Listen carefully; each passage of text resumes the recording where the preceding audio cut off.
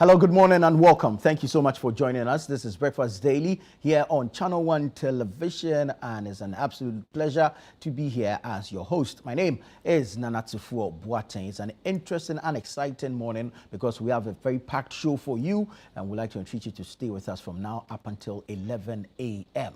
But let's remind you also that the month of June is just around the corner, and June is for business. And so in the month of June, from the 1st to the 30th, we're bringing you the City Business Festival. The City Business Festival will have on-air programming dedicated to helping you grow your business, scale up your business, and of course, guiding you on your investments and what have you. So tune in to 97.3 City FM as well as Channel One Television for all the nuggets and business wisdom packed and packaged just for you as part of the City Business Festival. It will be from the 1st to the 30th.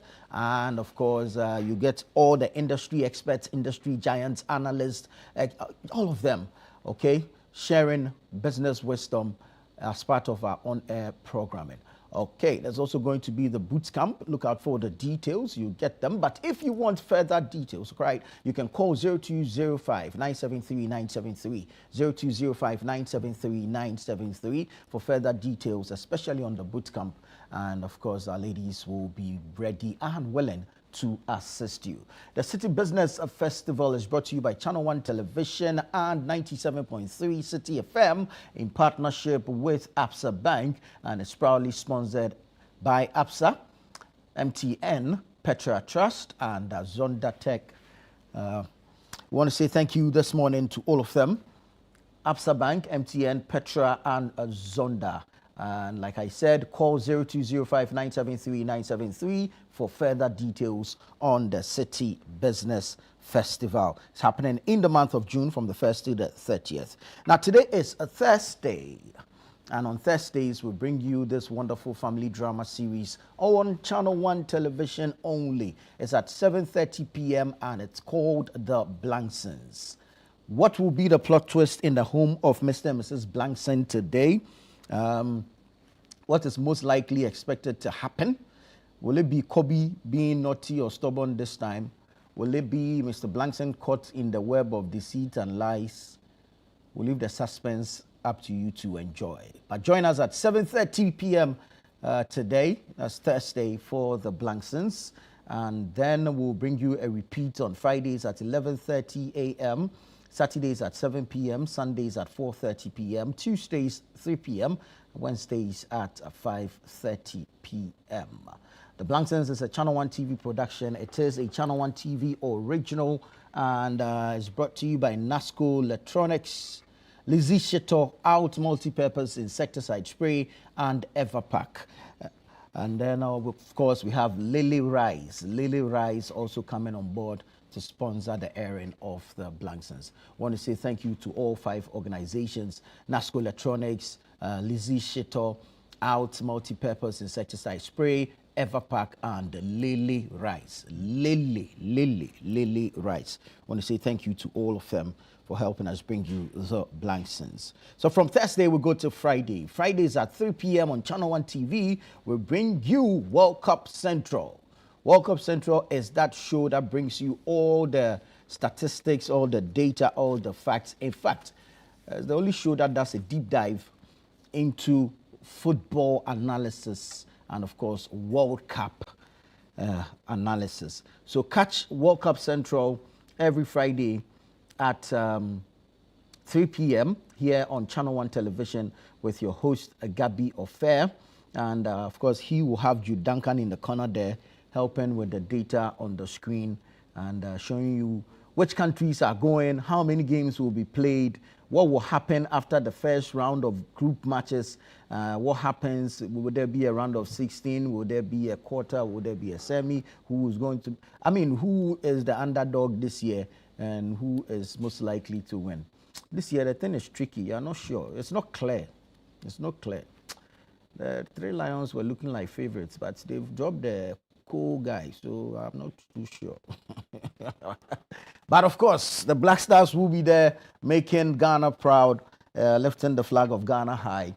We'll tell you about the squad that has been named and what they bring to the team.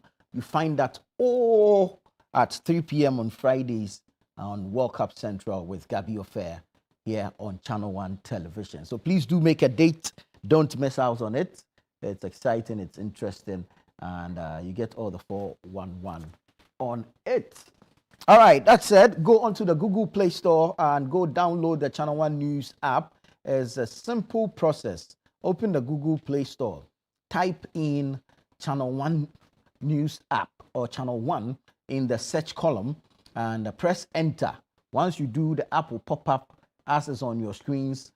Press install. The verification will be done. It will be installed, and just open it. And here's what you get. You have access to all the news stories. So current affairs, politics, sports, entertainment, trending news, lifestyle, culture, just name it, food and travel. All the news is there. All right. All the news is there on the Channel 1 News app.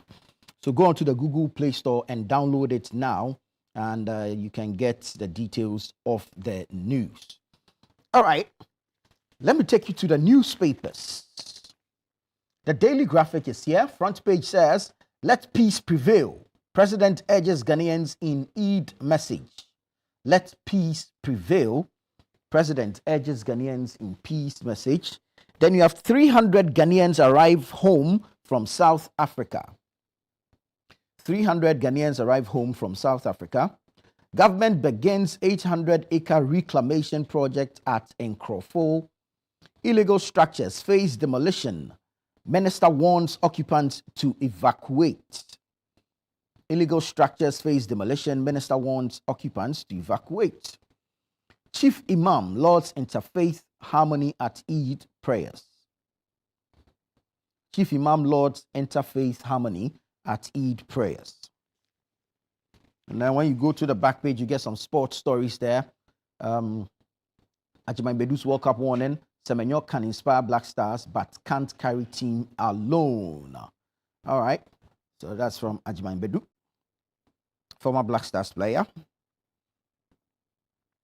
It's on the back page of the Daily Graphic, so go grab a copy and you get the details. Let's do Daily Guide. Daily Guide says, Adamus denies link to Mali claims. Adamus denies link to Mali claims. Minister leads 800-acre land reclamation at Nkrofo. Government backtracks on new e-levy. E-levy in quotes. 300 Ghanaians arrive from South Africa. And this is in relation to the new wave of xenophobic attacks in South Africa.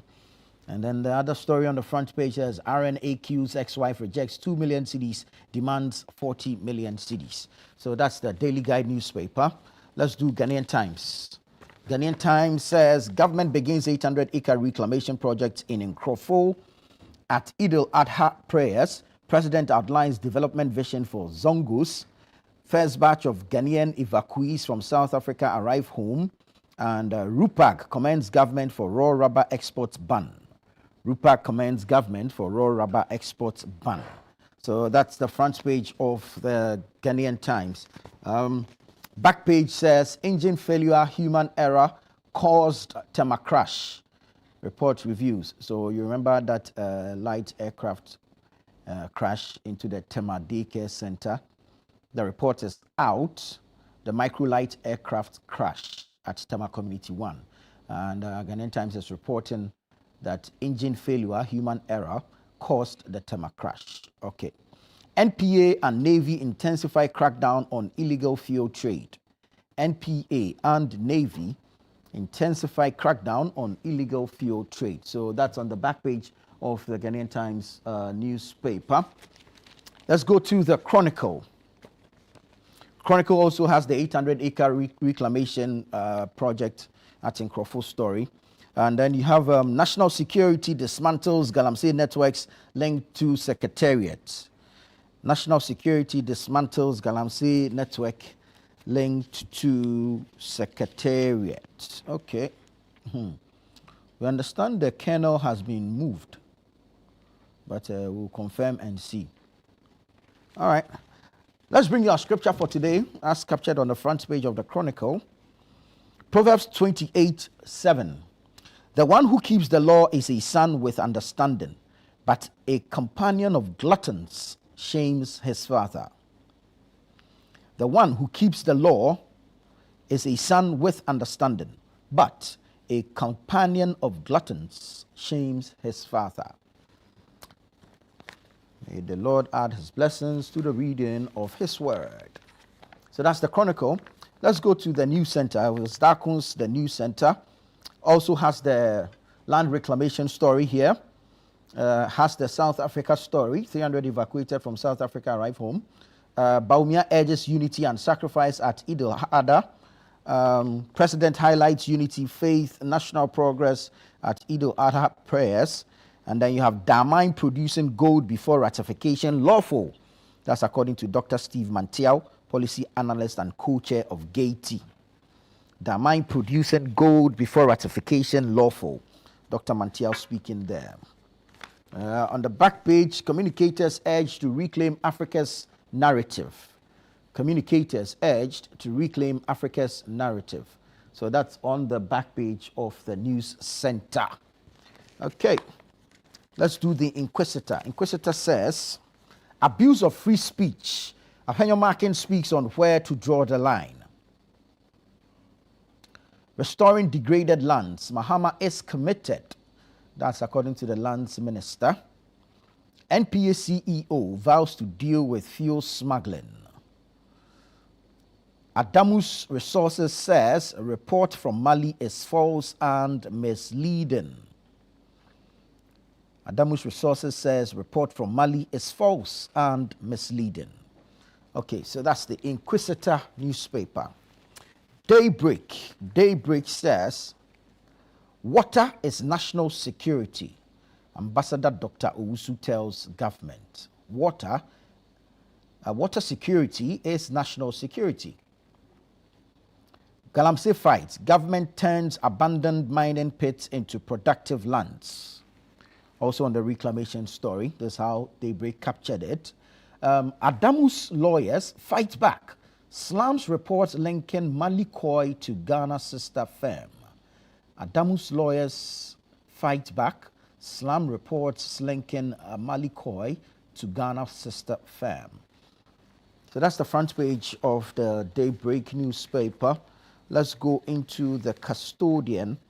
The Custodian newspaper says, okay, also has the reclamation, 800 acres targeted in Nkrofo government to restore Galamsey lands. AG makes U-turn at Supreme Court, backs NDC in delegate system case. Attorney General makes U-turn at Supreme Court, backs NDC in delegate system case. End crackdown on free speech, Ejako to Mahama. End crackdown on free speech, Ejako to Mahama. Lawsuit looms over NDC's e-visa rollout duplication. Lawsuit looms over NDC's e-visa rollout duplication. CDM flags crisis in agric sector. CDM flags crisis in agric sector. NPP celebrates loyal party stalwart Asempapa at 100. Oh, wow. NPP celebrates loyal party stalwart Asempapa at 100. So that's the front page of the Custodian newspaper. Let's go to the New Republic. The New Republic says ex-minister Yusuf, two others, to refund 579 million cedis as forensic audit exposes shocking rot. Hotel rooms billed at 50 USD, 468 million Ghana cedis stolen from construction contracts. Black Stars coaches fared with games kitty. Mahama gets $2.6 billion vote of confidence. Bail plea lodged for MP in Dutch fraud case. Ghanaian hairdresser severely injured in South Africa as a violent manhunt escalates. Mahama dangles 100 million cedis for technical universities, but budget reality looms. And then you have the evacuation story. Ghana evacuates citizens from South Africa as xenophobia rages. Mahama pressured to punish gold fields. Let's go to the Ghanaian publisher. Ghanaian publisher also has the land reclamation story on the front page. Adamus refutes claims linking it to alleged Mali violations. Mahama urges peace, warns against drugs at Eid. GMET, that's the Ghana Meteorological Agency, to Ghanaians. Take weather warnings serious. Take weather warnings serious. And then you have TGN and OFS government clash over e-visa project. TGN, OFS and government clash over e-visa project. Okay, so that's it for the Ghanaian publisher. Let me take you to the Business and Financial Times, BNFT. Reserves up, CD down. Reserves up, CD down. Government warns against premix price manipulation and diversion. Community banks face profit reset as government shifts borrowing strategy. GCB Bank joins strategic push to strengthen Africa's cross-border payment systems. BOG pushes African payment integration to boost regional trade. Pure Earth appoints George Bruno Akanlu as new country director. Exim Bank must align its financing model with 24-hour economy agenda. And AGSTUD Bootcamp continues to shape the next generation of agri-food leaders. So that's the front page of the Business and Financial Times, B&FT. Let's go online now. Let's bring you some stories from our various web portals. We'll start off with channel1newsonline.com. channel1newsonline.com. And Impraiso MP says SA evacuation not for politics. NPP would have done same. SA evacuation not for politics. NPP would have done same. That's Davis Opoku Ansa, Member of Parliament for Impraiso, speaking there. Sad one, another Ghanaian pilgrim dies during Hajj in Saudi Arabia. Another Ghanaian pilgrim dies during Hajj in Saudi Arabia. Take weather warnings seriously. GMET advises public. Take weather warnings seriously. GMET advises public. When you go to Ablekuma West, Greater Accra Minister orders demolition of structures on waterways. Greater Accra Minister orders demolition of structures on waterways. Now, the Channel 1 market price barometer for May 2026. Fuel prices increase slightly. Transport fares remain stable. So go to channel1newsonline.com and go check it out. The Channel 1 market price barometer for May 2026 is out. Go check out what the fuel, the transport and energy basket looks like. Ablakwa assures evacuated Ghanaians of psychosocial and financial support. Ablakwa assures evacuated Ghanaians of psychosocial and financial support. Be optimistic. God has ways of opening new doors. That's Julius Deborah, the Chief of Staff, speaking to the evacuees. Government receives first batch of Ghanaian evacuees from South Africa. Muslim community's contribution to Ghana commendable. That's Amwakohene speaking there. Use Eid to strengthen national unity. Professor Nana Jane Opoku-Agyeman, Her Excellency the Vice President, speaking there. Mahama unveils development plan for Zongo communities. Again, President Mahama says no community will be left behind in national reset agenda. And then you have Ghana shows signs of recovery and renewed hope. That's His Excellency the President John Dramani Mahama speaking there. I'm going to take you to citynewsroom.com. citynewsroom.com. Accra Kumasi Expressway, 51 kilometers cleared, compensation to begin in June. Accra Kumasi Expressway, 51 kilometers cleared, compensation to begin in June. Ghana economy to expand 5% in 2026. That's according to the AFDB. Your job is to be engineers, not politicians. Energy Minister tells ECG staff. Your job is to be engineers, not politicians. Energy Minister tells ECG staff. And then another Ghanaian pilgrim dies in Saudi Arabia during 2026 Hajj.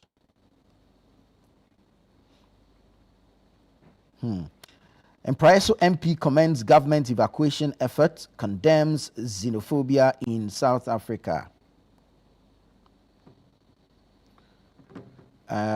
Only 10, okay, that's Cuts praises BOG for suspending MTN's 0.75% wallet to bank fee. That's Cuts International. Cuts praises BOG for suspending MTN 0.75% wallet to bank fee. Julius Deborah and Ablakwa encourage evacuees and promise government assistance. Government receives first batch of Ghanaian evacuees from South Africa. And then you have BOG governor backs aggressive gold and cocoa processing to support economy. BOG governor backs aggressive gold and cocoa processing to support economy. All right. So these are some stories you can get online, citynewsroom.com, as well as channel1newsonline.com. You can also walk to a newsstand near you and grab a copy of the various dailies. You get details of the stories. This is Breakfast Daily here on Channel 1 Television. Stay with us. We'll return shortly with the news review segment.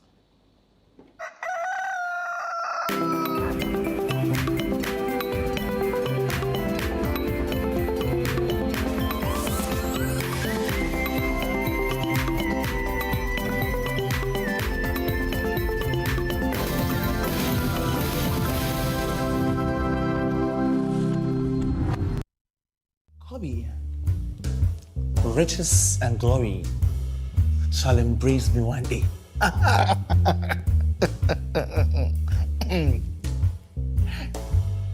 But poverty will see me and pass by. Invest 10,000 cedis and make $1.5 million in 3 months. Kobe, are you dreaming? Me, you are living life. The good life is out there for those who want it. Some of us, the air is a danger, no. Nothing goes, nothing comes. That's why sometimes you must move. What they say about Muhammad and the mountain? If Muhammad wants to go to the mountain shall move to Muhammad. Exactly. Something must move something to happen. Uncle T, my best uncle. Wow, your look is stunning. Hey, I like the billionaire vibe. Look at your hair, your heart. It's giving that leopard skin. Shade. Complicated. My guy. You keep growing tougher. Tougher but not wiser. And in there, woman, he said that he will not continue the school again. The Blacksons airs every Thursday at 7:30 p.m. and is sponsored by Out Insecticide, Nasco Electronics, Lizzie Shito, Everpack, and Lily Rice on Channel 1 TV. The vibe is too much. June is for business here at City FM and Channel 1 TV. This June, the ideas get bolder and the future of Ghanaian business takes center stage. Welcome to the City Business Festival 2026.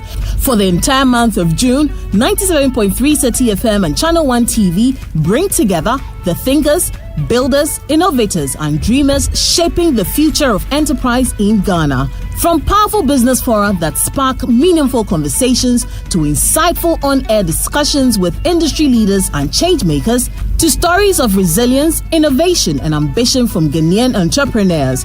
This is more than a festival. It is a movement of ideas, strategy, and impact. Whether you're starting small, scaling big, or simply dreaming of your next breakthrough, the City Business Festival is your platform to learn, connect, and grow. Join the on-air series every weekday at 9 a.m. on the City Breakfast Show on 97.3 City FM and at 11 a.m. with a repeat at 6 p.m. on Channel 1 TV. This June, let's challenge businesses. Let's refine ideas. Let's create impact. Call 0205-973-973 for further details. City Business Festival 2026, driving ideas into impact. The City Business Festival 2026 is powered by 97.3 City FM and Channel 1 TV in partnership with Absa Bank, and it's proudly sponsored by Absa Bank, MTN, Zondatech Ghana Limited, and Petra Trust.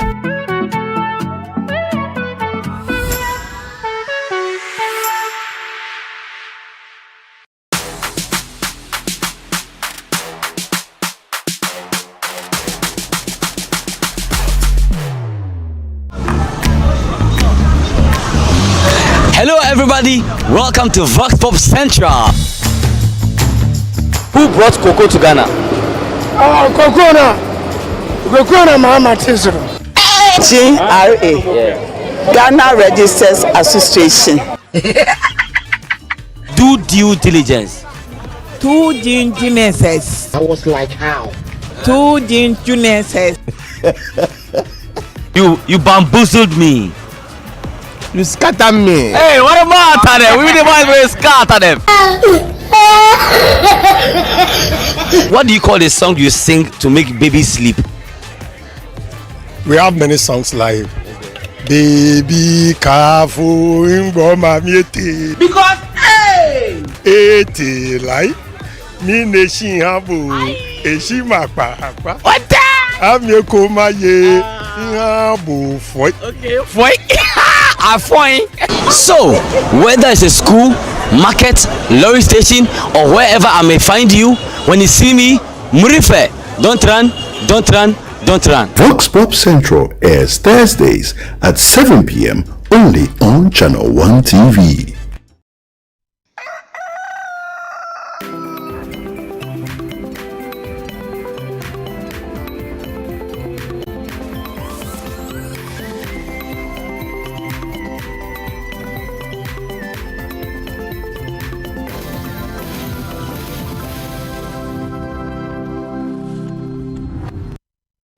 All right, thank you so much for choosing us. This is Breakfast Daily on Channel 1 Television.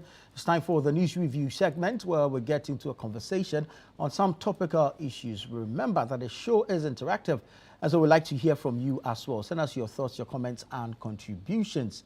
The WhatsApp number is on your screens. Send us a text. We'll do our best to read it out on the show. Also, you can join us on Facebook or on YouTube where we're streaming live. Go to Channel 1 TV on Facebook or on YouTube, and then drop a comment there. We have posts on all our socials, Instagram, X, and we have some exclusive video content for you on TikTok as well. So follow, like, share, subscribe, repost, retweet. Okay, now, home at last. The first batch of 300 Ghanaians have been evacuated from South Africa following a raging wave of xenophobic attacks in that country. We understand that about 800 plus Ghanaians have opted to be evacuated back home. The first batch has arrived. Yesterday, a government delegation led by the Chief of Staff, Julius Deborah, and Foreign Affairs Minister Samuel Okudzeto-Ablakwa were there at the airport, Accra International Airport, to welcome them back home. We have a story online, quite a number of stories actually online. I'll take this one from channel1newsonline.com. Ablakwa assures evacuated Ghanaians of psychosocial and financial report. I'm reading from channel1newsonline.com, and story is written by Abigail Arthur. Minister for Foreign Affairs Samuel Okudzeto-Ablakwa has assured Ghanaians evacuated from South Africa that government has put in place comprehensive support measures to assist them as they reintegrate into society following their return home. Now, speaking at the arrival of the first batch of evacuees in Accra on Wednesday, May 27, Mr. Ablakwa said the returnees would receive psychosocial care, medical attention, and financial support as part of government's response to the situation. Quote, today's welcome ceremony is fully packed. You're going to receive psychosocial support. We have psychologists, we have medical doctors, we have nurses, end quote, he said. He further disclosed that President John Dramani Mahama had directed that the evacuees be given special allowances to ease their transition after returning to Ghana. Quote, President Mahama says that all of you should be given 2 special allowances, one for transportation. There will be a transportation allowance to wherever you live, wherever you're going to, end quote, he stated. The first group of evacuees arrived in Ghana following renewed xenophobic tensions in parts of South Africa, where reports of intimidation, attacks, and hostility against foreign nationals triggered fear among migrant communities. The evacuation exercise was coordinated through Ghana's diplomatic mission in South Africa in collaboration with the Ministry of Foreign Affairs as government intensified efforts to ensure the safety of affected Ghanaian nationals. All right. Manuel Ayama from the Channel One Newsroom was at the airport when the evacuees arrived. He put together this report. Let's take a look at it, and then we'll come back and have a conversation surrounding same. The first batch, made up of about 300 Ghanaians, is part of more than 800 Ghanaian nationals who voluntarily returned from South Africa following recent waves of xenophobic attacks and anti-immigrant protests targeting foreign nationals. The protests by some South Africans stem from claims that foreigners are taking over jobs and putting pressure on public services. The group was received at the Accra International Airport by a government delegation led by the Chief of Staff, Julius Debra, and the Minister for Foreign Affairs, Samuel Okudzeto-Ablakwa. On behalf of President John Dramani Mahama, we say Akwaba to all of you. Obake, Wezolo, and we want to thank all our partners. The Chief of Staff has been very instrumental in mobilizing all of us to put this evacuation together. Minister for Foreign Affairs Samuel Okudzeto-Ablakwa assured the repatriated Ghanaians that they would receive stipends and psychological aid before departing for their various destinations. Today's welcome ceremony is fully packed. You are going to receive psychosocial support. We have psychologists, we have medical doctors, we have nurses here to take care of you.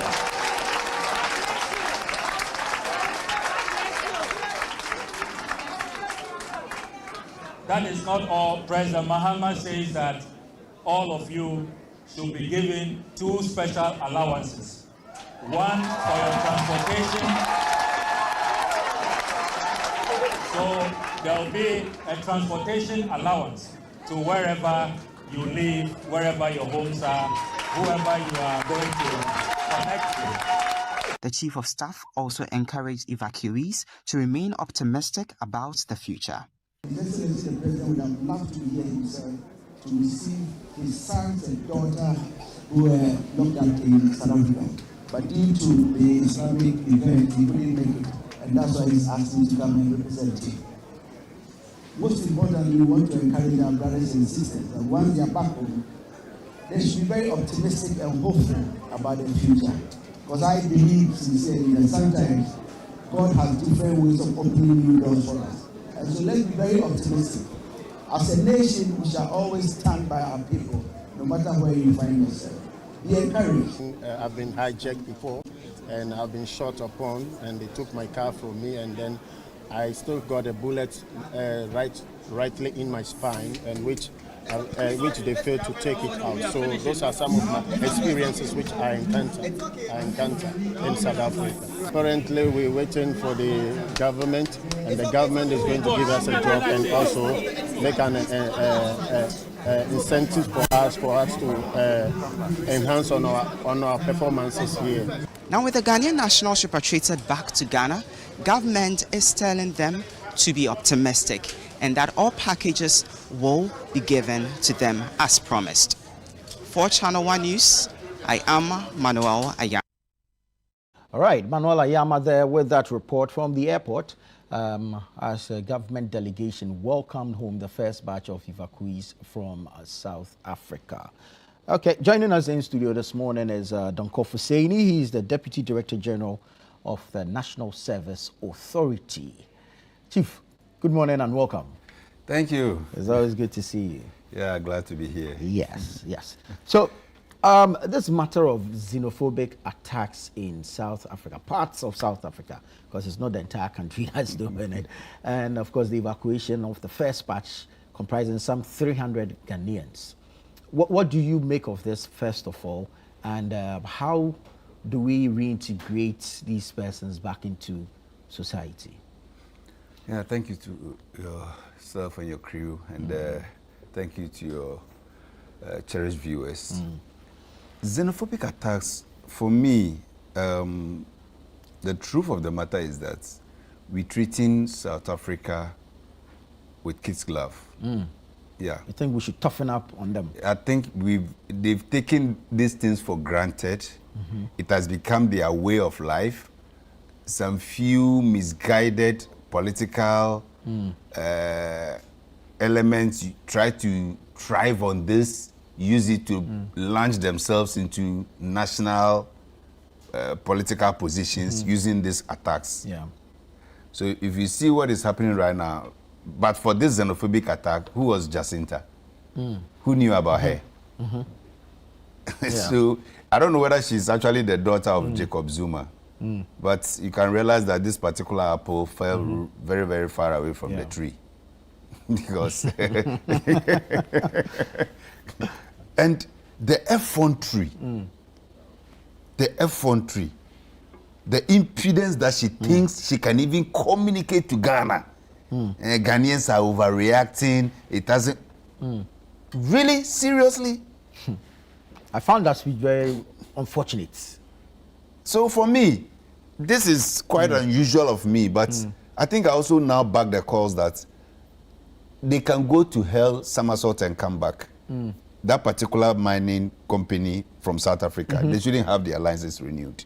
Really? Oh, yes, I support that call. Irrespective of the contributions to our economy. What are they contributing? They pay taxes, they pay royalties. The East Legon Executive Club, they should come together and come and take their money. They should pool resources and come and take their money. Yes, that is what they are actually talking about now. That you get people who know next to nothing. All they do is because they are one of the African countries that get paid unemployment benefits allowance. Yeah. They just sit and drink, and that's all. That's all the work they do.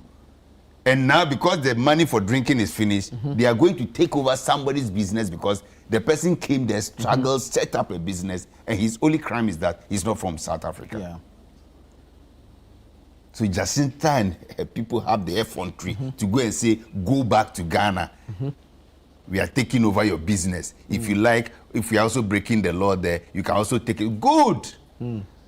Your lease has expired at Takwa. So we are not renewing it for you.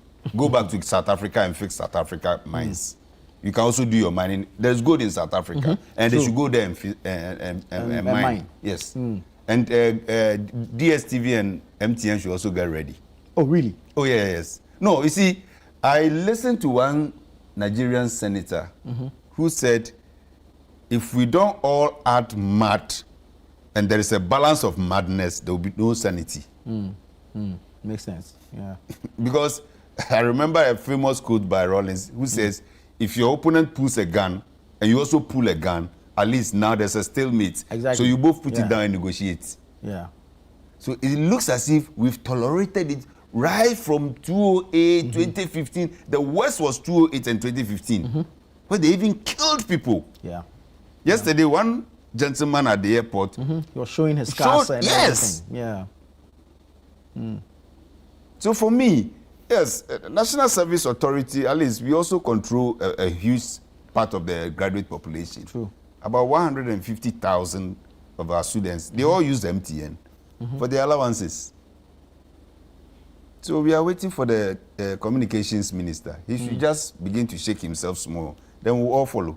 But wouldn't that be a bit of a heavy-handedness owing to the fact that brother, this is not a government-sponsored something? Come on. If it's not a government-sponsored something, why are they not stopping it? Ramaphosa has shares in MTN.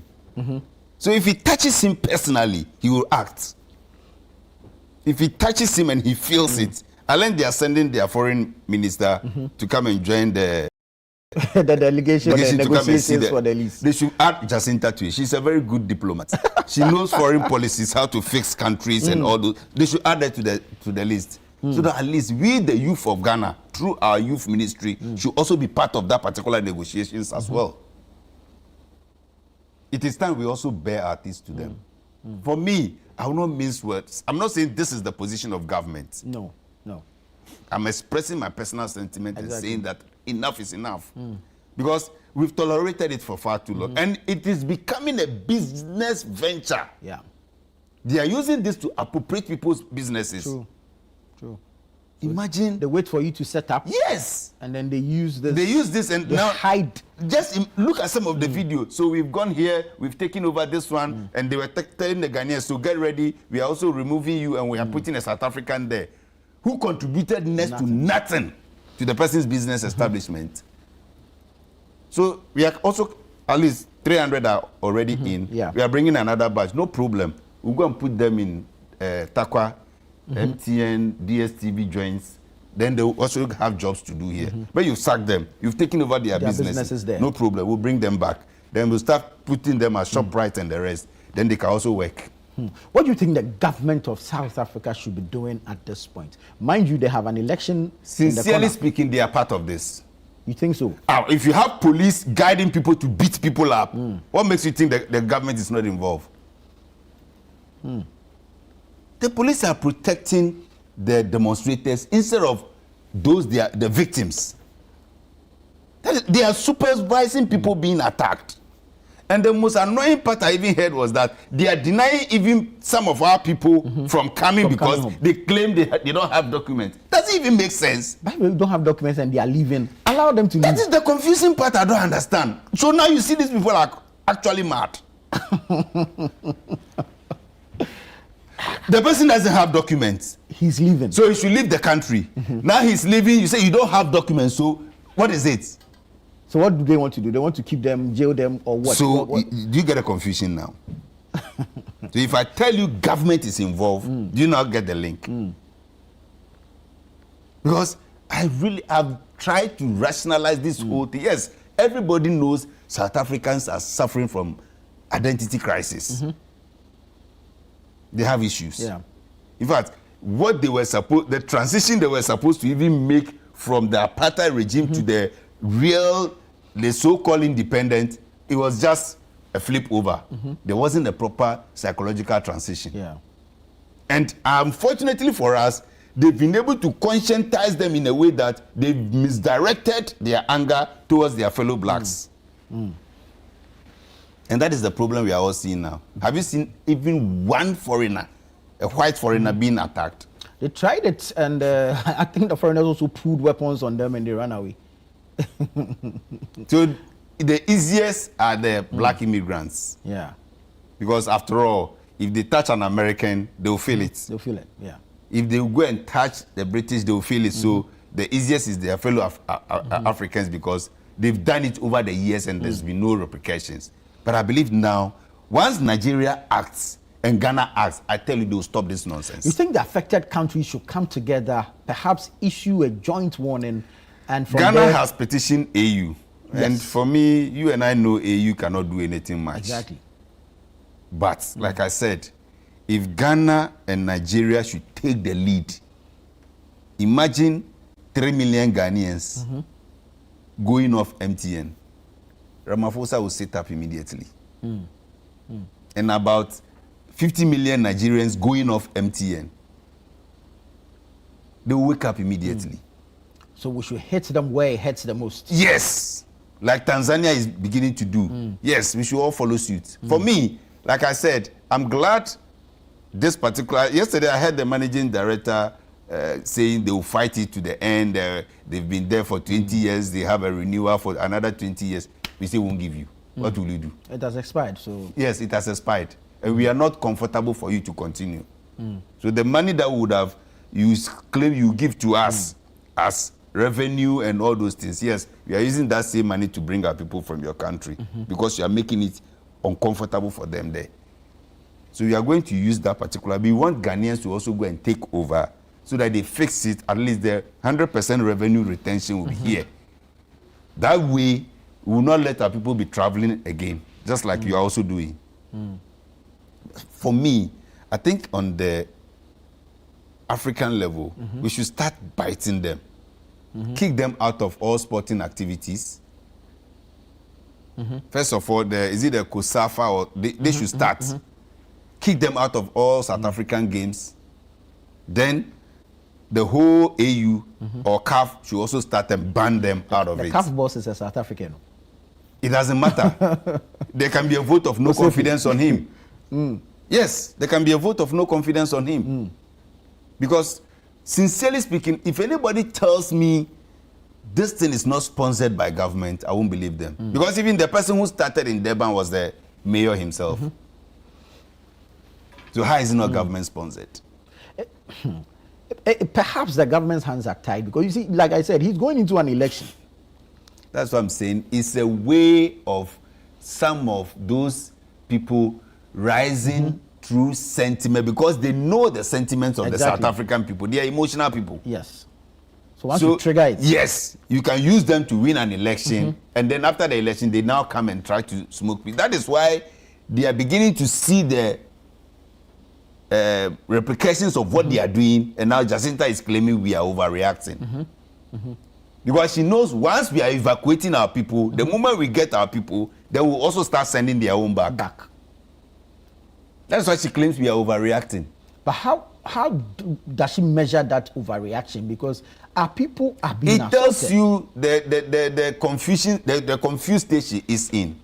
Sincerely, she feels so powerful and she's so power drunk because of the mob she sees behind her. All of a sudden, she feels like she's a goddess.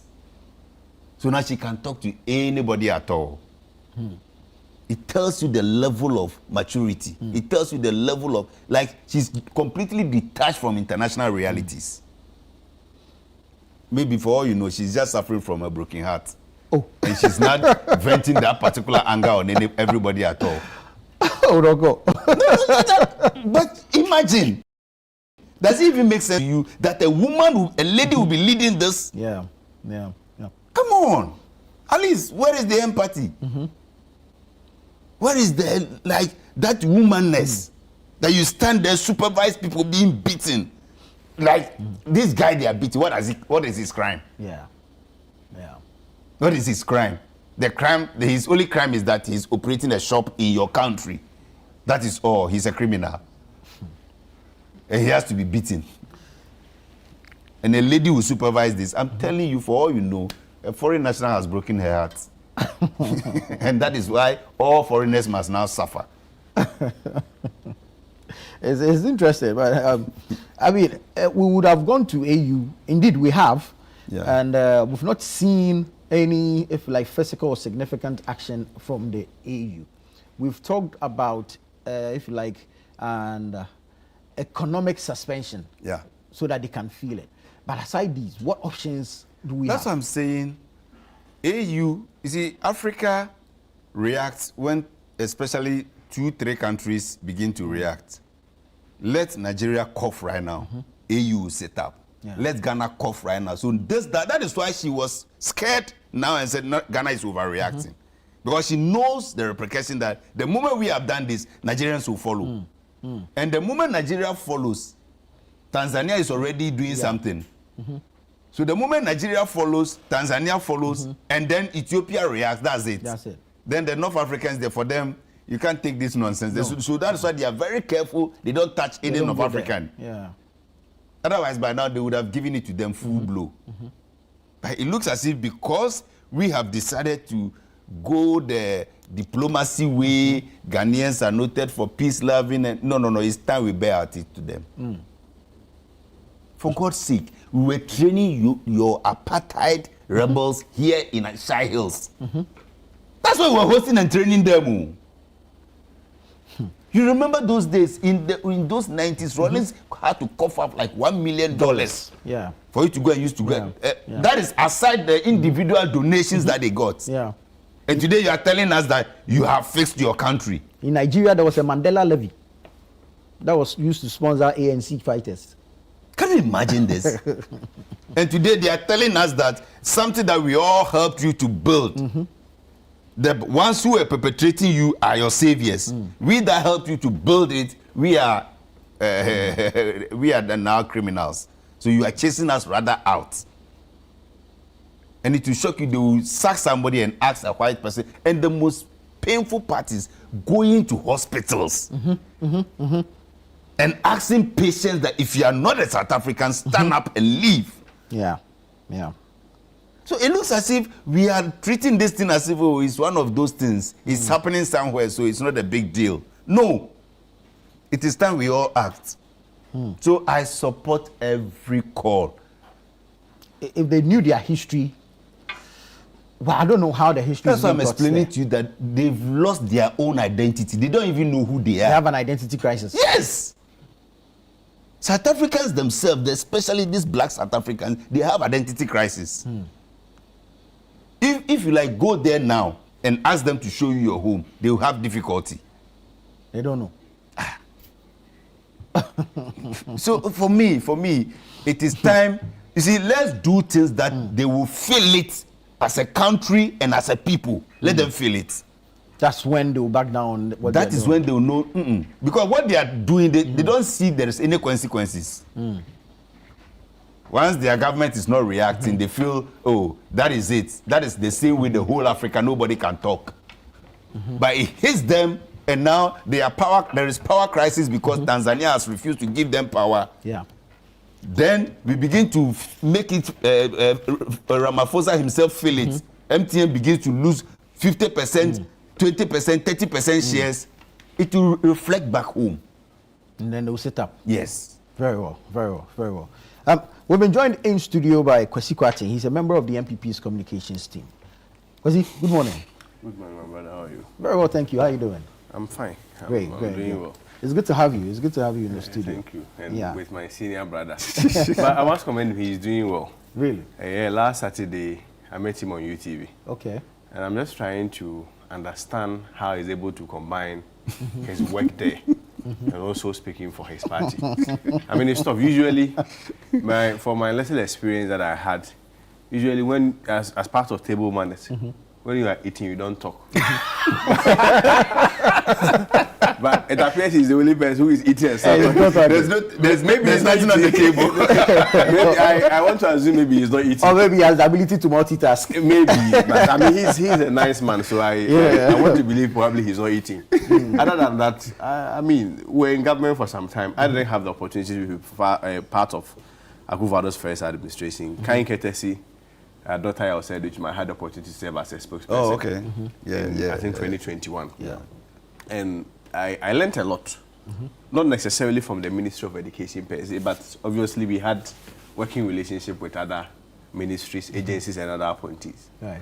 And usually when there are food before them, you don't hear anyone talking. They all go mute. And of course, I mean, you can also even deduce from the NDC's posture. Those who used to be extremely loud and very vociferous in the media space, all of them silent. So yeah, just being it's those of us communicators that every time because you are not chopping, you still have to come to TV to justify yourself. Your mouth is not full, so you have to. You can speak. Yeah, you can speak. Table manners. Anyways, let me pick your thoughts on this matter of xenophobia in South Africa, and of course the evacuation of the first batch of Ghanaians from that same country.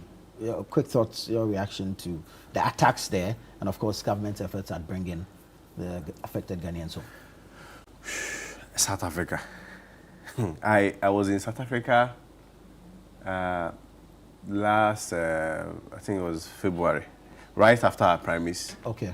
I quickly had to run away to go and seek small political asylum there because the pressure in town was too much. Yeah. So sometime, and I also wanted to take advantage and make some inquiries in University of Cape Town. Okay.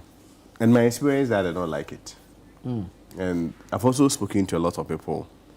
If you assemble 100 people who have visited South Africa, chances are that you get all 100 of them having very bad encounter. Yeah. Wow. In South Africa, yes. So I asked myself why people even go there. if it's on grounds of economic fortunes, we probably have to do an audit economic analysis, lifestyle analysis, to assess the outcome of those expectations, whether indeed it tallies with the perceptions that drives people there. Because when I was in South Africa, I had a mate whose name I shall leave unmentioned, and he visited me in my hotel. We made rounds together. I mean, I don't have his permission to this, but I just want to put it in a context, not necessarily to make him look bad. But when he escorted me to the airport, I had to order Uber for him back. For him back, yes. When we go and eat, you have to pay. I have to pay. I mean, I've had those experiences with my friends in London, but you see, for them, the perception is that if you are politically exposed, you are a big man. You are a big man. So you have to do what big men do. But for my friend in South Africa, it was a place of genuine need. Apparently, I had $500 in my wallet that I called him to come for it. But interestingly, the night, few hours to the time that I'll go and board my flight, we stepped out briefly. And I don't know whether they use juju or something. The wallet got missing. Yeah. Wow. The crime rate in South Africa. The not only crime, beyond the crime rate, the violent crime rate in South Africa is unmatched all over the world. You can Google it. Yeah. All over the world. South Africa, as I speak to you now, if you look at their police data, every year, in terms of recorded killings and murders, 27,000. That's about 75 a day. Wow. Every day in South Africa, there are about 75 people that are murdered in broad daylight and nothing happens. So, I mean... and they claim foreigners are the ones perpetrating the crimes. Because these are sentiments that are exploited by politicians and politically exposed individuals, especially when it's getting close to elections. I give you an example. For instance, how usually getting to election matters that are very sensitive to Ghanaians become issue. One was, for instance, the Galamsey matter. How you people used to ship us. All of a sudden, you people don't talk about Galamsey as if it's stopped. Rather, it's not stopped though. So it's a similar thing. Yeah. Usually, getting close to elections, you have politically exposed individuals and politicians exploiting that. The foreign migrants are the people taking your jobs. So it gets the people angry. Agitated, yeah. You know, Ghana, for instance, we have a GIPC Act, and under the GIPC Act, foreign nationals are not supposed to do certain business retail. In South Africa, they don't have one specific law with that regard, like the GIPC, but those laws reflect in their immigration laws, business statutes, and other laws. So they can argue from all sides. So they hide another umbrella of this law and then weaponize their citizens. And instead of solving the deep structural inefficiencies on job creation, or the poverty inequality, addressing those concerns, they then use the ostrich approach and blame foreign nationals and then weaponize such sentiments, and bingo, their citizens goes after them. So it's a recycled thing. And if you have noticed, it always comes up usually getting to election year. Yeah. It always comes up getting to election. But I mean, I try to do some readings and try to understand them. You see, there's a temptation for people to be angry and react in the same measure. Me, I'll call on the rest of the African communities to be a bit circumspect. And of course, I mean, Honorable, with this one, I will disagree on this. Probably we still have to use the diplomatic approach. Diplomatic approach does not necessarily mean that we are going to just laugh with you. We can also be firm, even in our application of diplomatic approach. But you see, worked. I understand. You see, you need to understand the problem and the people of South Africa. You need to understand their problem. First of all, you look at a country like South Africa, they just had independence in 1994, right? Yeah. I mean, I'm even older than, I say I'm a young person, but I'm older than South Africa. I'm even older than South Africa. But before that, predating that, and even during the time of independence, the only legacy South Africa had was the apartheid legacy. The apartheid legacy, there was no jobs in South Africa. The inequality gap was so wide. And as of now, in terms of the inequality gap between the rich and the poor, South Africa is the highest in the whole world. You go beyond that, no proper housing regime, no power, proper power. We are suffering from those, so they are suffering from the same thing because they rely on Namibia. And when Namibia doesn't have excess and Tanzania to give to them, the whole country goes off. Then they had higher expectations. Just like from our independent days, when Nkrumah declared they want free forever. So people thought that indeed we are going to, when you are sleeping, they will be putting milk and honey in your mouth. Then the expectations were not met. Right from the apartheid legacy, they were then confronted with the reality. The inequality gap continued to be widened and even more before than even the pre-apartheid days. No housing regime, no proper employment, no jobs. And indeed, beyond the employment, some of them are even non-employable. Because they don't have the skills. They don't have the skills. And those who are employed too are underemployed. And a lot of people are not employed. I checked their unemployment data. Compared to Ghana, we are doing around 13%. South Africa is doing 31%. Wow. Yeah. 31%. So I don't get the basis why people are still even going there. And so you have this structural inefficiencies, structural cracks. Instead of addressing them, usually when it's getting to election year, they say no. It is the Nigerians, it is the Ghanaians that is causing this problem. So that the politicians now absolve themselves from blame. Recall, in 2008, some of this incitement led to about 60 deaths. And these are context. These are the recorded ones. There are some which are not even recorded and reported. Then back in 2019 too, they did the same thing. If you recall, even Nigeria was supposed to attend the World Economic Forum. They even boycotted it. And now, up to now. So it's almost been like a sequence. Every year is the same cycle, just like the flood situation that we have here. every year, we'll sit and discuss flood. Drawing a lot of similarities. Yes, inferences. And they will fix it. They have to. They will. No, it's tough. They've been in power before. And we find ourselves here. So for me, this is my view. I am aware, and I've read that Mr. Black, our Foreign Affairs Minister, and I commend him for that. He has made a petition, submitted a petition before the AU. AU as a matter of agency should summon South Africa. They are not doing it. You see the lackadaisical attitude. This should have been an emergency AU organized on this. They should, as a matter of emergency, summon them. And look into their faces and tell that we are giving you a week to solve this. We don't want a repetition again. If you do that, we are going to make sure in our capacity as AU, we are going to sanction you. And I'm sure maybe that, yes, it's a diplomatic route, but with firmness and some form of alacrity to be able to address the situation. And for me, I believe that until, first of all, in the medium term, we do that. And until probably we all help South Africa to address the structural and deep-rooted inefficiencies and cracks. We will not help them again. We are tired of helping them. We've been liberating them. Look at what they are doing to them, to us. You see, you are dealing with the people who doesn't have the same mindset as yours. You see, these are people who all their lives have been made to believe that people have cheated them from the pre-apartheid ages, and that all they know is to fight. And get what they are rightfully meant to them. South Africans don't fear blood. South Africans are not afraid to die. That is, and for me, I mean, this thing, there's usually I ask myself one question. So, is it a case that there is an intelligence failure on the part of the security? They are part of it. They are part of it. Other than that, it cannot be that. Anytime group of people, it's not like one or two. You have about 100, 500. They plan and march up to a locality with the whole aim of going to attack foreign nationals who has been scapegoated for yes, that is the right. They have been scapegoated for the structural inefficiencies within their own system. I mean, you ask yourself, so where is security intelligence? Is it that they did not hear it? In all these videos, it's human beings who stand there and record it. They have not seen a single video where there's even one soldier or the military trying to prevent what is going on. I have an experience. As at now, there's a South African police that I met.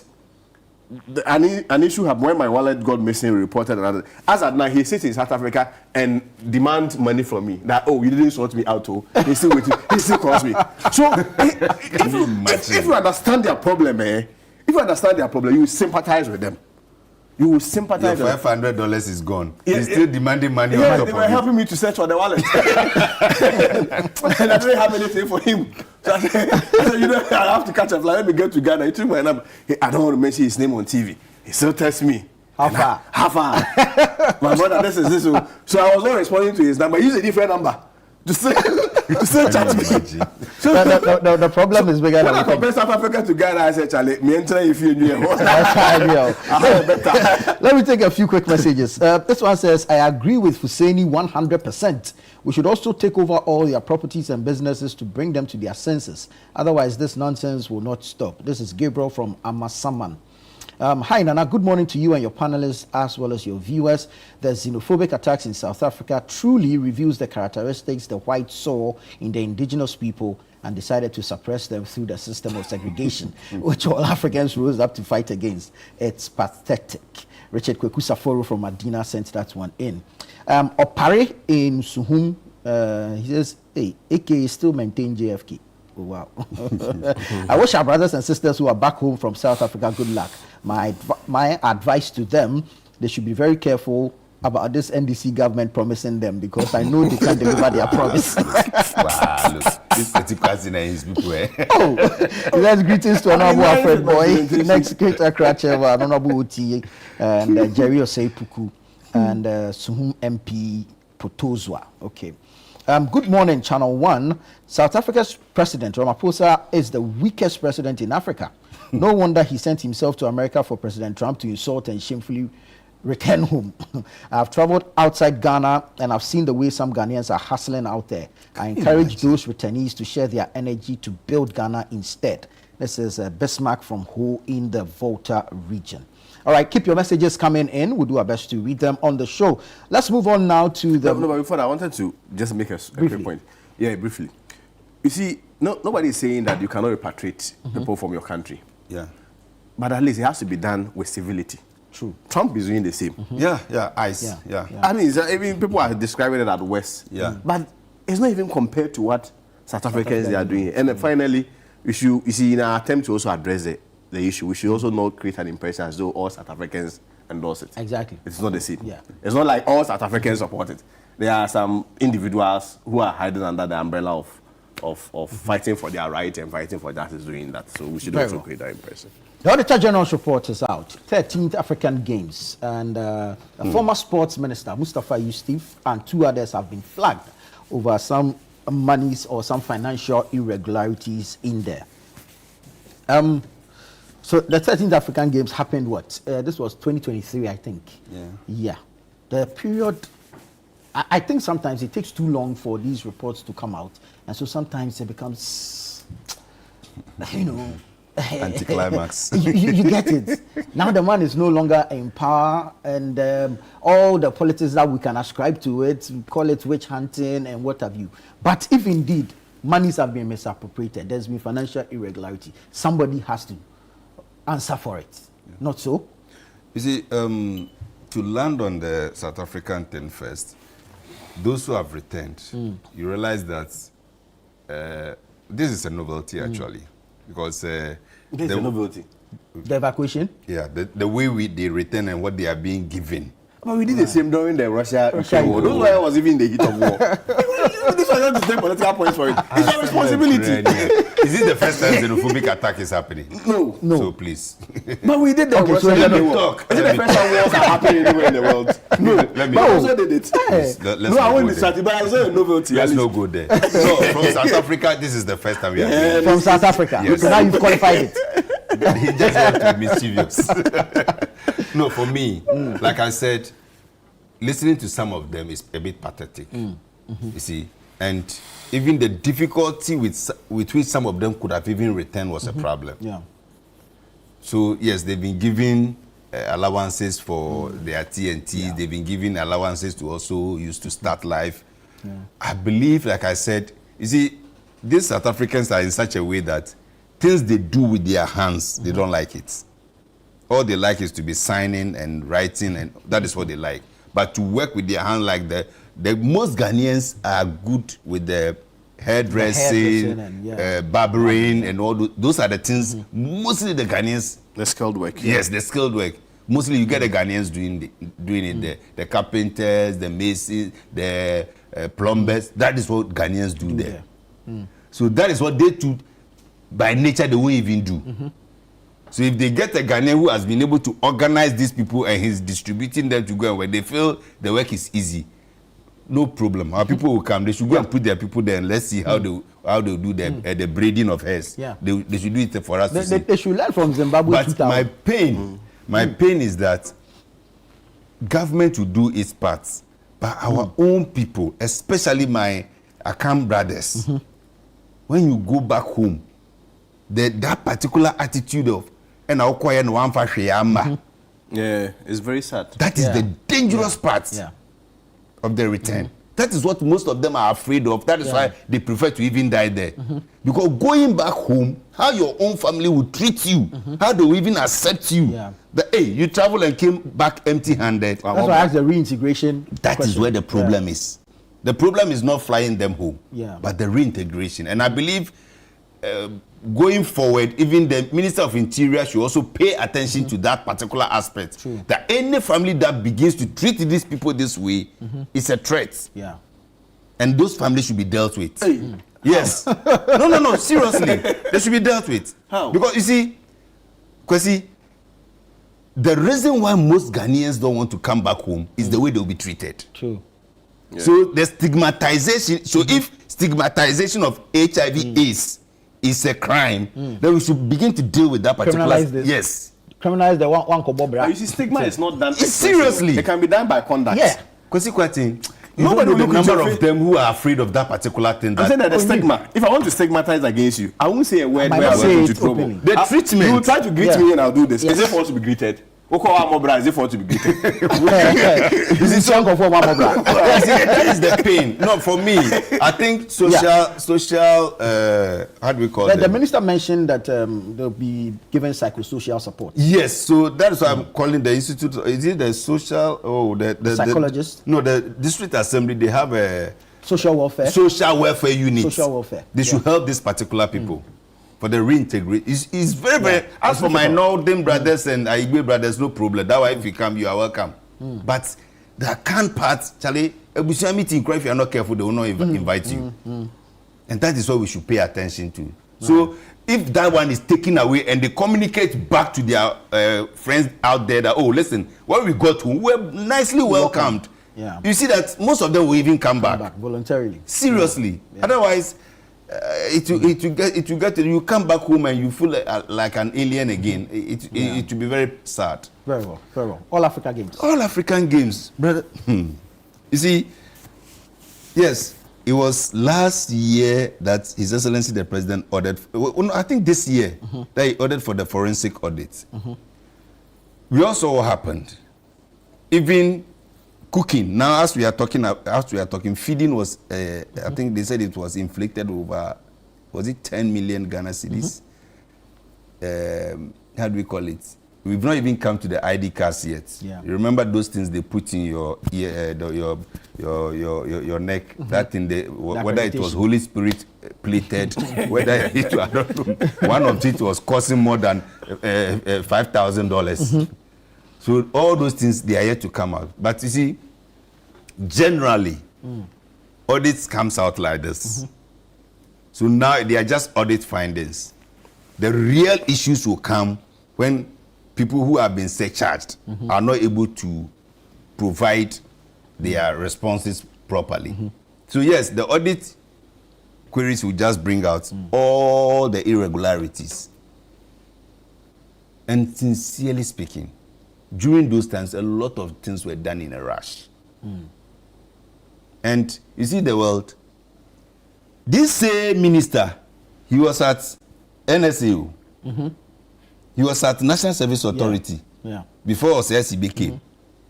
And most of the things built up by OSSB and his team, the root was from his side. Being inherited from him. Yes! Really? I'm telling you. Go back and check the track record. Bro, we are dealing with the system. So you can trace it. Seriously.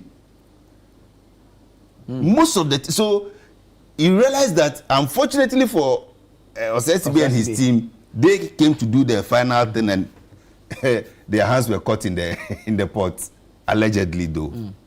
So for me, I'm happy this thing, because Ghanaians saw what happened in the All African Games. We saw what they did at Legon Stadium. We saw what they did at Boteman.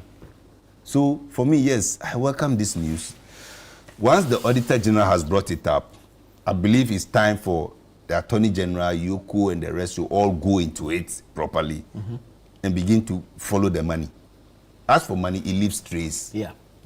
There's always a paper trail. Yes, there will be a trace. So it is now time for Yoko, FIC, NIB, Attorney General, they should now go into it. So for me, I don't think anybody would say this is witch hunting. You are the people approving. Your own colleague, sister station, we said we're going to give them, how much? Was it $3 million? They said they've not even gotten $1 million, they didn't get. You see, so it means somebody approved something, but on the way to disbursement, it didn't reach. So what happened between approval and disbursement? In between there, the Auditor General is able to tell us. So when you are asked to come and account, why was 3 million approved and only 100 and something thousand got to GBC? The rest, where is it? Then we look for our money. So for me, I think it's a good call. Let's do this. And Kenofurata should come so that we bring a finality to the cathedral too. Oh, $96 million. It's for $96 million. Wow. But it looks like the figures have been changing. The figures keep changing. Some are here 60, some are here 56. So it's actually $52 million that came from government coffers. Right. Yeah, so as for the donations, we've not gone there yet. Donations that you can't easily audit like that, especially private donations. But government coffers that we say we will not use there, 52 million came. So you convert it to Ghana cedis. So you should just come and tell us where it is, then matter finish. When he's well, he'll come. Because see, sometimes when we hear these figures and it comes to they say financial irregularities, misappropriation, sometimes the money is not actually missing. Yeah. And the minister has expressed confidence in the statement he released that he is ready to answer to whatever. Oh, good for him. Good for him. I mean, you see, I was going to make the same point, but first of all, let me say that if you subject yourself to a public office, you should also be open for accountability. True. And it is important for us to also commend the minister that he wants to avail himself. Citing from the Furiata instance, I mean, in terms of his availability has been a bit difficult and challenging compared to this minister who voluntarily said that, no, I have issued a statement. I've not had the opportunity to read the statement. But, I mean, I used an experience that I had when I worked at the Ministry of Education. You know, there was a time, a moment where at the ministry there are different funds allocated for different projects. I'm sure it's everywhere. Yeah. So there's this project that we call Gallop. And the Gallop had funds mostly from, these are foreign partners and foreign aid. Sometimes it's worth millions of dollars. So I recall one of the narratives that I had to respond to when I had the facts. The Auditor General had also queried for, even at that time, the word was a bit stronger, that the funds has been misappropriated. And we had to get the facts from the ministry structures, the chief director, the procurement director, and realize that indeed the funds was not really misappropriated. But it was a case that the then minister had directed that as a matter of urgency, they had to use some of the monies to pay suppliers so that food distribution chain will not be disturbed. And subsequently, when government pays, they reimburse Gallop. But you know how auditors work. Auditors work on mechanical basis. True. They work like with a very rigid rules. It's supposed to be this. This is what the law says, and this is what they really follows. Exactly. And so, in the narrative or the circumstance that I just described to you, any auditor would then flag it and write that the fund had been misappropriated or something, and therefore it requires some answers to be provided. So we must understand it in a context. If we look at the news that you guys reported, And of course, from the audit report, they say that it has flagged an amount of, I think it was about 105 million yeah. or so from the All African Games. So the moment you say 150 million cedis. Good, okay, very well. 150 million cedis. So as soon as you flag something in a report, it does not necessarily impugn criminality. True. What it essentially suggests is that it's an invitation for you to respond to certain matters or concern that has been raised on the subject of irregularities. And most of the irregularities is most of them stem from sometimes procedural breaches, documentation gaps, procurement issues, sometimes unaccounted expenditures, and sometimes it's not as though the item in question was not done, but sometimes even people have failed to retire, and your role as a minister, you may not have the full overview or full oversight of some of this. So, I mean, for me, it's good. It's important that he comes and clarify and bring the matter to an end so that there will be a closure to it. I am not those political communicators who will come and sit on TV and defend wrongs. I mean, usually I say that when I'm coming on TV, I buy my own fuel. I've been doing this for about 8-9 years now. Wow. There has not been a single day. I mean, honorable, you know, there has not been a single day where any party structure will call you that take 10,000 fuel or take 20,000 fuel to come and do this. You do it, one, for the party, for the country, and of course for yourself. And so if somebody has misappropriated state money, it is not, it's not for you to come and defend the person. To come and defend the person. Most times you may even call the person will not even pay. But assuming even this was even a charge per se, I've always maintained that there is a hallowed injunction that Article 19 plays. That even every accused person shall be presumed innocent until proven guilty. But in this case, he has not even been accused. No. These are a flag raised, and it's just an invitation to respond to questions. Come and clarify what A, B, C, D amount was used. Imagine the ministry issue that the example that I just cited. The Gallup example that I just cited.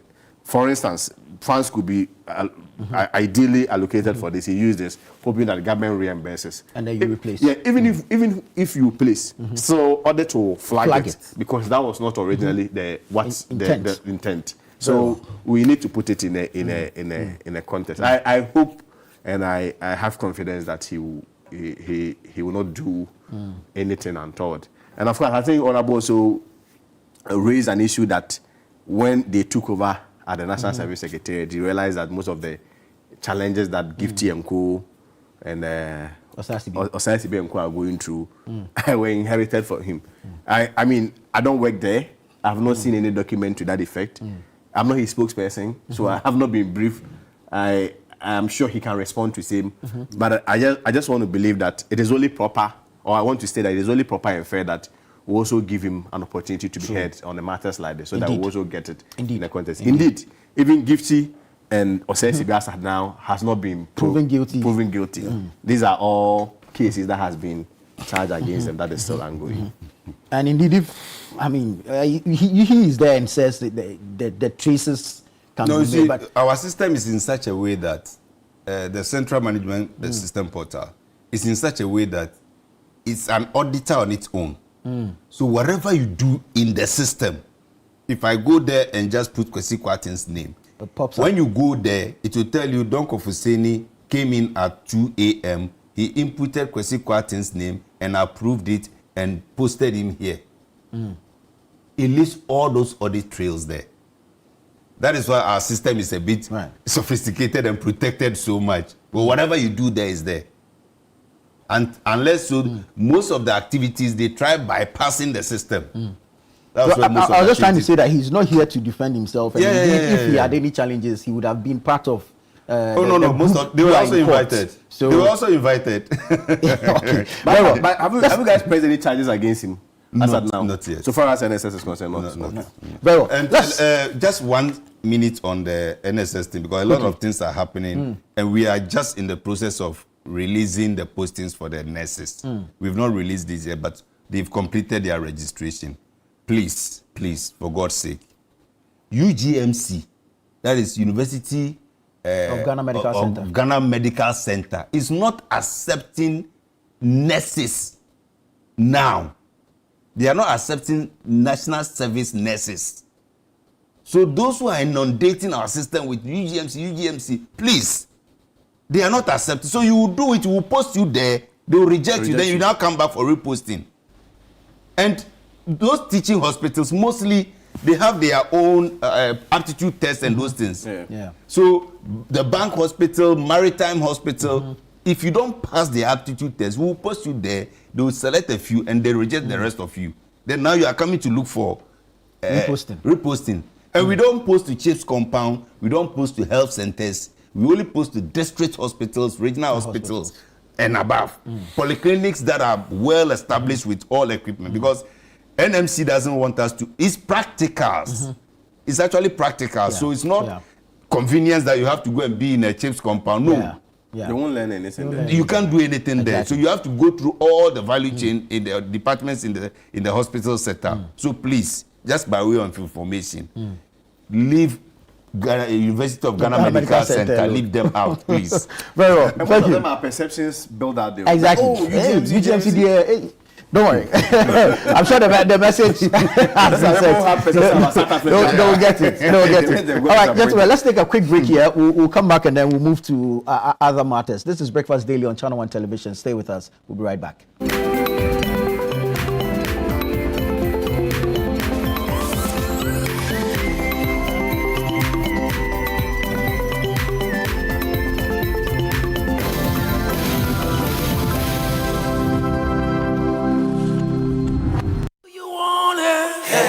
I think most people need to know about oral cancer and oral cancer screenings.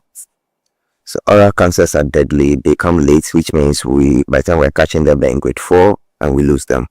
Best way to solve this is to catch them early, so we need to screen them more often.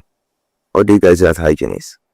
So usually on the first visit, when our patients come in, we do a visual exam. So we'll palpate your neck, we'll check your lips, your tongue. We'll use a special light called an oral ID to detect abnormal tissues. We're looking for things like red patches, white patches that don't heal. But I mean, by the time we realize it's too late. So once the oral ID picks it up, we may have to biopsy and make sure you're clear. And if it comes out good, fine, we're happy. If it doesn't, we start treatment very early. Important that people are coming in at least every 6 months to get those things checked, especially since there are no symptoms. You may not know something's going on in your mouth until you come in for your dental visit. Healthy smile.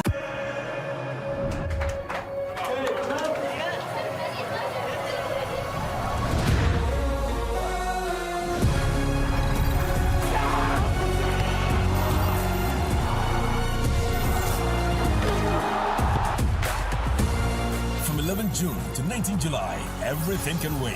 The FIFA World Cup 2026. Catch all 104 matches, as little as 58 Ghana cedis, live on SuperSport, only on DSTV.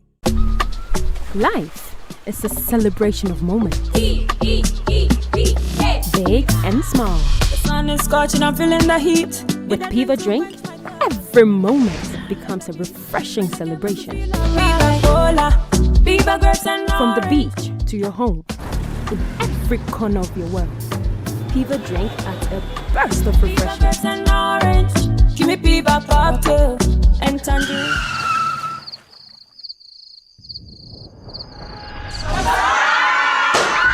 Celebrate every moment with Piva Drink. Refreshment for every occasion. Piva Drink, a taste you will love. P for Piva. This advert is FDA approved. Hello, my name is Pamela from Customer Service. Please revalidate your account by texting your Ghana card number to 0500,247. Hey, Abili, wabedim.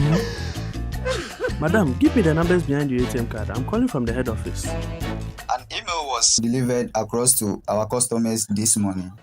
Confirm if this is your bank account. 100,100,100. Thanks for sending your bank card details. Send the OTP now to avoid cancellation. EcoBank will never call, email, send an SMS asking for your PIN, OTP, bank card, or Ghana card details. Don't get played. EcoBank, the Pan-African Bank. Hello, please, I'm calling from Customer Experience Center.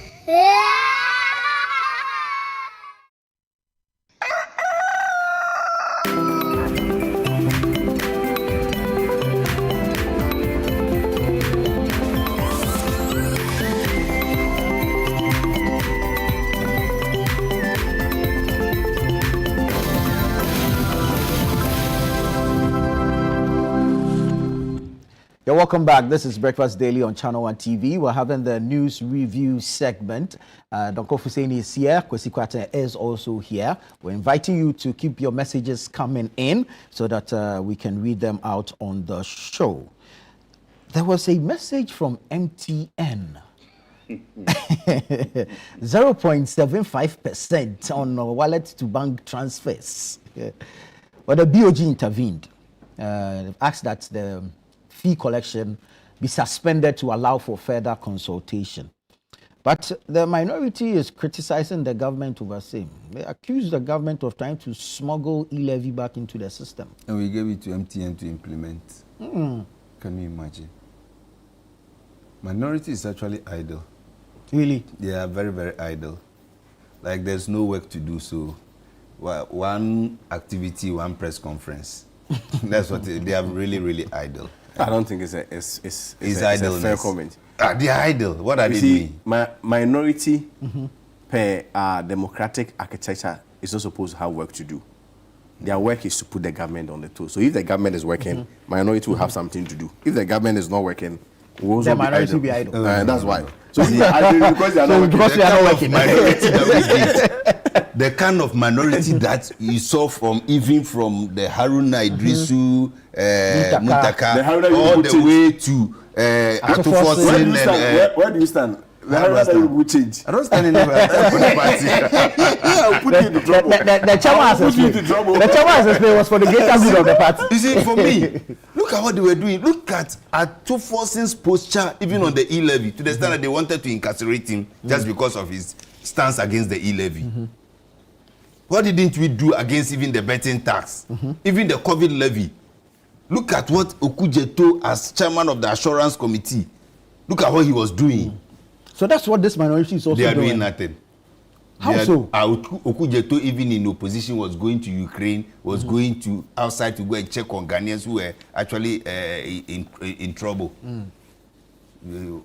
South Africa here, have they even ventured? That guy with the bald head, has he even gone there? There's a guy with the bald head. Your foreign affairs ranking member, has he even moved? Who is this? Eating Fojo. Asafoje and what do you call it? Abu Jinapo. They've not even gone to the South African embassy to go and even have a tea with them. No, Jinapo has been speaking a lot on the South Africa matter. And I'm saying, Okujeto Abrakwa will fly there.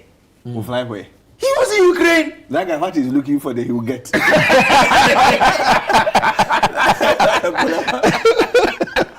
But he's a hard worker anyway. I like him. True. I mean, he's a populist, but you can also take away the fact that he's diligent about his job. He's very committed. But like I said, your people, they are a bit idle. So every day, minority leader wants to come and organize his own home. Or to come and organize press conference. But before God and man, I think even the timing was very bad for MTN at this stage. Because you realize that this was coming solely from them. Yeah. The other telcos didn't even do it. Yeah. And like I said, maybe they sense that there was danger coming because now Nigeria is going to deal with them. And once it has gotten to the Nigerian Senate, trust you me, there will be action. There will be action. So they wanted to use this to quickly cushion themselves in a way. But sincerely, they were not fair to government, like Bank of Ghana said. You don't do this on your own. Yeah. So you think it was done on the blind side of government? For me, yes, I could think so. Because yes, we operate a liberal business environment. Yes, you can decide to charge fees. They are already charging, I think, is it 0.5% or something on the wallet to bank transfer? I think so. So I think if you use the GIPS platform, I think that's free. But if you use their app, that's when there's some. But some of us use the banking app, and even the banking app, if you are transferring from bank to Momo, they charge. I don't know whether it's the Momo fee they charge or something, but there's a percentage they charge there. I think for now, the bank to wallet is supposed to be free. No, it's not. I use Stanbic. It's charged. That is if you transfer. Yeah. But if you are moving money from your own wallet to your own bank account, that one is free. It's free. So that is what they wanted to charge. That is illegal. Because if you push money out of your wallet to Momo, that one is charged. I think it's 0.5% or something. From your account to Momo? Yes, not your own Momo, but you are giving somebody. Okay. It's charged. An external transfer. Yes, it's charged. Right. That one is charged. But if you are moving from your own bank account to your own Momo, normally it's not charged. But if there is a hidden charge somewhere, then I don't know. But it's supposed to be free because now the e-levy is gone. So that is free. Yeah. But if you are doing your own deposits from Momo to wallet, this is what they were targeting now. This is what they wanted to target, and that is not acceptable, especially now. Especially now. So, yes, good intervention by Bank of Ghana. I believe they should, if not just suspended, they should just stop it. Because nobody will blame MTN for it. Everybody will come and blame government. And some people have even, from Kweku Kwatin's side, they've started, we are smuggling in e-levy. And if you are smuggling in e-levy, we are not putting it under GRA. We are putting it under MTN to collect. How do we take our money? But they would not even be rational about it. They just want to play the politics side that we are smuggling in e-levy again, which is so unfortunate. So yes, good call by the Bank of Ghana. I believe they should go further. And it's not just MTN. There are other service providers who have they have hidden charges. They have hidden charges. Yes, that at times they take you little and you don't know. Like I said, I'm still trying to check some of my transactions because when this thing came, I begin to pay attention. When you move from your own bank account to your own wallet, it's supposed to be free. I don't know whether that particular 0.5% Momo charges is still there. Because MTN used to charge 0.5%. That one was left, and the e-levy was taken away. So if I move from my own bank account to my own Momo account, it's not supposed to be charged. Is that not it? But as a service provider, who's offering your service? They put some service charges. That is what I don't understand. But deposits should not attract charges. So if I'm moving from my own bank account to my own Momo, there shouldn't be a charge. Unless I'm moving to a third party, that is where there should be a service charge. Right. But they take some small things. I still don't understand that one. Very well. Because where do you stand on this? They're a service provider. They are a private company. They're profit-oriented. And if per their own permutations, they think the service requires a charge, should they not go ahead? You think City and Channel One, you can just do anything you like because you are a private company? Of course, we're under regulation. We're under regulation, exactly. So when your regulators fail, that's why some of these things come. So do you think there was no conversation before the announcement? I don't trust them. That's why I don't trust them. You see, this government is a certain that's why I came from that corner. That's why it's a certain government. You see, I mean, sometimes it happens to people in government. It happens to every government. Sometimes a matter comes up, you notice the backlash, then you quickly have to go and do a U-turn. Make it look appear as though we've intervened. Okay, so if you move from your own bank account to your own Momo wallet, there's no charges. That one is free. Yeah, there's no charges. Yeah, I have issued a lot of statements when sometimes there are mishaps when we are at the ministry. An agency will go and do something. Maybe be at the blind side of the minister. Yeah. You have to project the minister to have intervened, to look good. So he said the Minister for Education intervenes.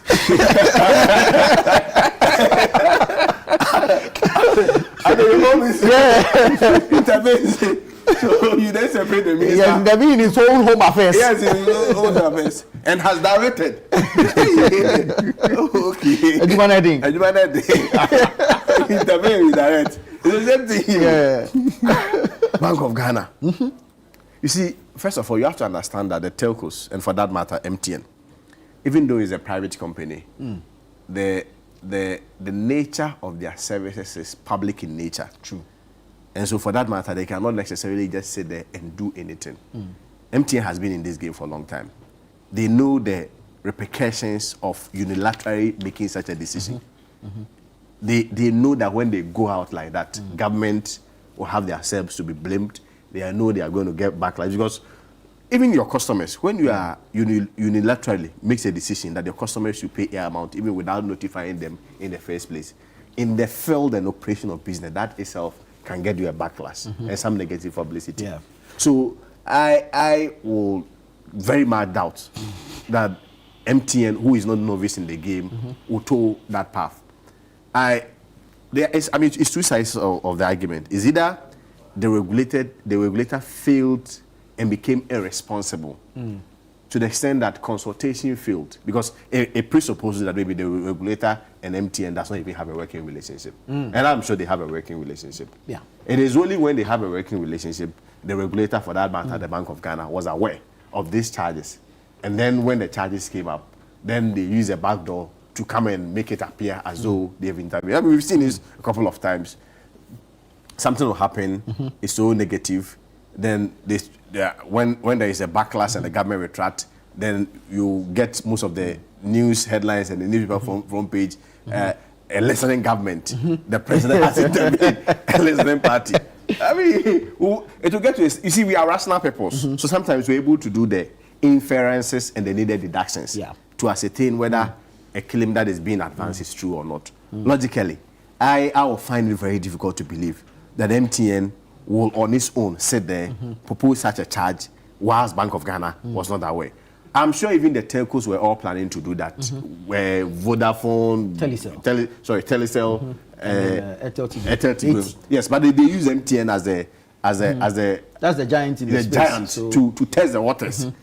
And I mean, they got the response that they need. So don't make it as though you people have intervened. It is something that you are aware and you feel. And now you are. Do you feel it will come back, but maybe at a reduced percentage? So perhaps they throw in the 0.75 to test the waters, and then we withdraw and come back at maybe 0.45. You see, when the e-levy and the betting tax were abruptly cancelled, of course, I mean, we all applauded them. But in economics, as soon as you do that, you should make provisions for the shortfall. Other than that, you will not be able to get your internal revenues to be able to run the country. So obviously, they have to make provisions for the shortfall.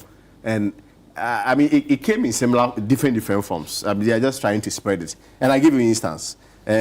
Increase the sunset clause of the growth and sustainability levy from 2025 to 2028. They also increase in the growth of sustainability levy from 1% to 3%. They increase the special import levy from 1% to 3%. Marine gas levy from 0.23 pesos to Ghana 1.93 cedis. 30 to 40% increase in the government fees.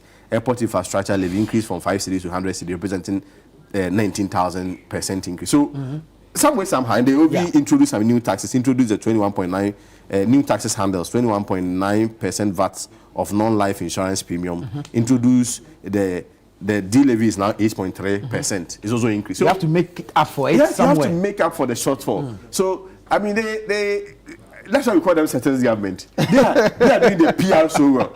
I recently saw a video where President Mahama was trying to sanitize the microphone for the chief imam. It's difficult. I mean, no, I'm coming. You are not happy. He's not asking the chief imam to stand up and greet him. Hold on. Don't go there. Why did it go there? What I'm saying is that in terms of the PR, the public imaging, appearing to look good, he's doing it so well. I want to commend him for that. I just want to cameras. Anytime there are cameras there, quickly, he has to give you a soundbite. This is his nature. He has to give you his nature. I mean, but you can give it to him. I mean, he's been like that since he's been in the spotlight. Somebody, when he was campaigning, was eating kinky and fish with traders. When he became president, he was asking chiefs to rise and greet him. One day, you see, one day, our country will move beyond those optics. One day, we will not measure leadership by the Solomonic approach. No, that's what Solomon was doing in the Bible. You see a kid and try to take him and kiss him. We will judge leadership by the how they have been able to address our challenges as a state. I'm not saying they are bad for the PR and the body posture and everything. I mean, kudos. But sometimes it gets too much. And at some point, we'll move beyond that. Right. Now we have flooding. You guys spoke about Galamsey. Now the extent of Galamsey is so unmatched, unmeasured. The worst ever in the history of what you've done well rather is that you've been able to control the media so well. Can you imagine? No, you see, if you want to sit Can you here, imagine? if you want to sit here and play the Austrian game, fine. But you and I know that if most of the media conglomerates in our country are owned by politicians and politically exposed individuals, and you think they will on both sides? On both sides, exactly. Yeah. But if you are in government, you have the bigger financial models to control most of the narrative and the editorials. But at the end of the day, particularly on this subject matter, I am saying that it will be very dishonest on the part of Bank of Ghana to pretend as though they didn't know. They were aware, they were part of it, they had a backlash, and when they had a backlash, they quickly made the U-turn to come and make it appear as though they are a listening government and they've intervened. They didn't intervene, they were collaborators until they were exposed. This is the first time I'm watching a political show and can't differentiate between the NDC and MPP. Both gentlemen are really discerning with their submissions. This is how our politics should be. Maximum respect to both men. This is exactly how politics in Ghana should be. Intelligent debate, mutual respect, and constructive dialogue, even when opinions differ. It reminds us that politics does not always have to be about division and bitterness. Leaders can disagree passionately while still respecting one another and the people listening. His name is Michael Glenn. Michael, thank you. Good morning, Nana. I agree with Hussein Donko on all fronts. Please ask Ghana Water. Okay, please ask Ghana Water Company why, when faults are reported, they come and shut the taps and not fix the problem. Our taps have been off for over a week. Alankwe Papa from Jalo of Kashiman. I'm sure Ghana Water, Stanley Mateo is probably watching. So they attend to it. He says they've come to shut the taps, but they've not fixed the problem. Nanati, some banks charge for even movement from our own account to our own Momo. No, that is illegal. Yeah, you can cross-check. I don't want to mention names for now. That's illegal. ABT Abe from Sunyane Kotokrum. Okay. All right. Thank you for that. The final one is on the NITA bill. Some judge says ICT businesses, technology professionals are to be certified.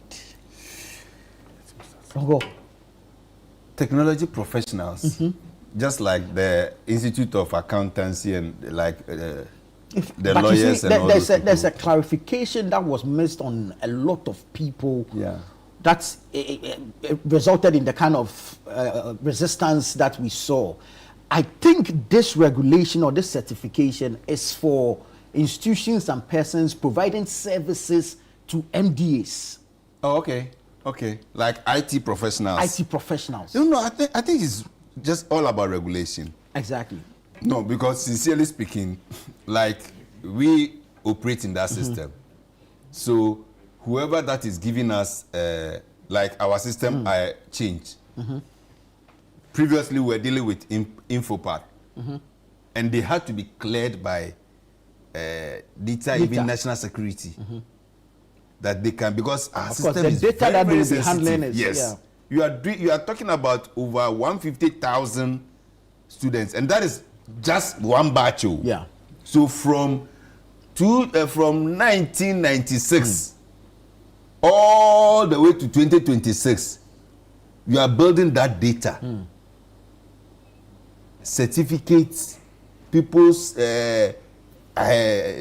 NSS numbers, people's images, phone numbers, date of birth, everything is in there.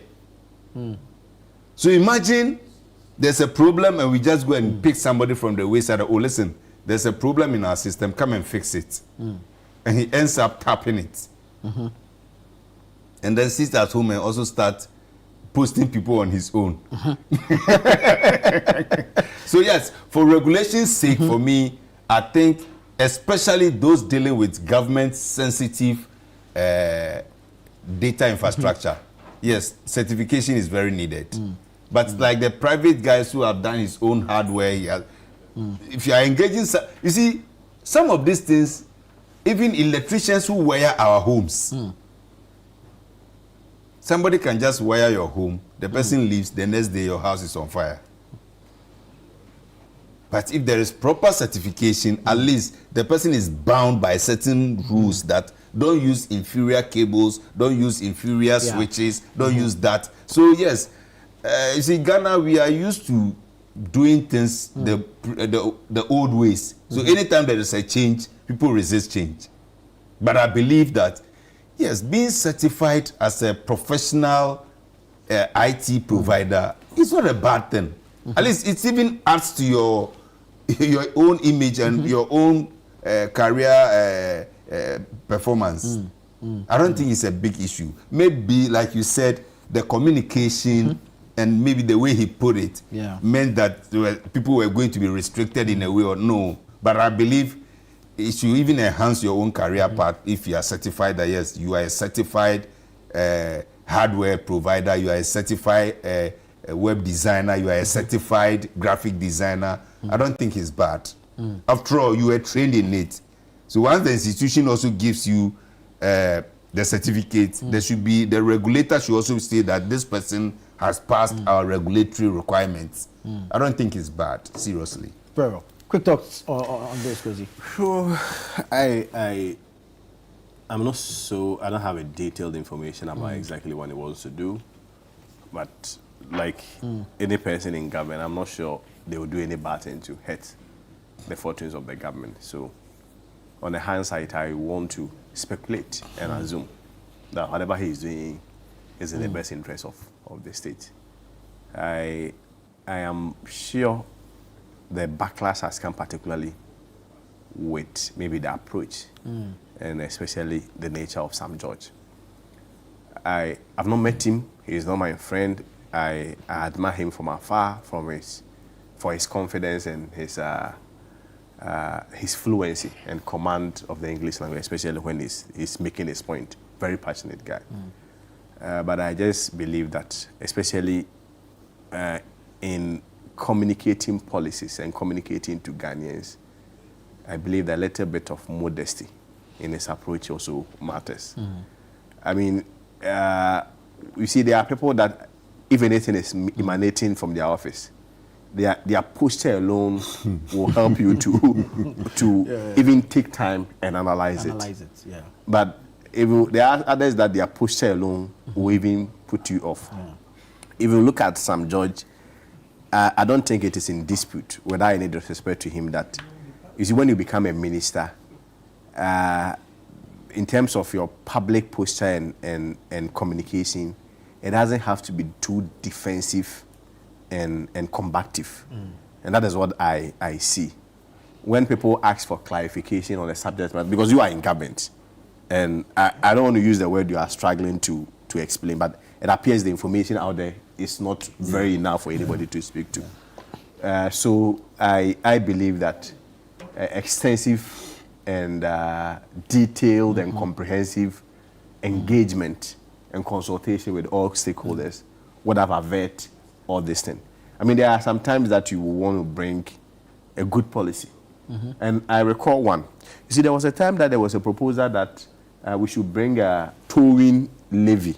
And they were going to tow bus drivers to pay so that they tow cars. If you look at I mean, we kicked against it. Of course, I mean, the media was also used as a medium. We weaponized it, that they're going to give so much money to Zoom Lion, blah, blah. At that time, they were monopolizing it. But I felt that if we had a further discussion and extensive conversation, we probably would have rolled in more business partners. Because at the end of the day, if you look at the overall effect of that policy, it was good for us. It was good for us, Because the number of broken down trucks causing so much accidents. Crashes. But we kicked against this, and today, if we are people who are unscientific. Other than that, if you put data and research onto it, we'll be able to know that if we had brought this policy, we would have probably been able to reduce the number of deaths and accidents on the road. So I'm not sure it's bad, but that policy suffered because of the lack of consultation and the PR around it. I'll give you a final example about the National Cathedral. I've always maintained that if I was the one in charge of National Cathedral, I wouldn't have said I'm building a National Cathedral. You see, the conference center, everybody acknowledges that it's not in a good of state. So that I've made the case that we have to get a befitting international conference center which can also double as a national cathedral. I'm sure we wouldn't have had this backlash. But if you say a national cathedral, hey, here come the So most of the times it's the PR and the communication around it, and I feel I think it's right because of the word mandatory. And like he said, it is actually for the MMDAs and government institutions, those who actually provide services there. To MMDAs. Yes, that is what they want to do. But I think maybe, like he said, the word mandatory by nature, there's like a certain enforcement. You know, sometimes supposed to do it. I don't believe everybody criticizing me as an MPP. Well, thank you so much. This has been an interesting one. Thank you so much, Kwesi Kwate. Thank you, Donko Fusedi. Thank you also for joining us. This has been the News Review segment. Please don't go away. The show continues after this.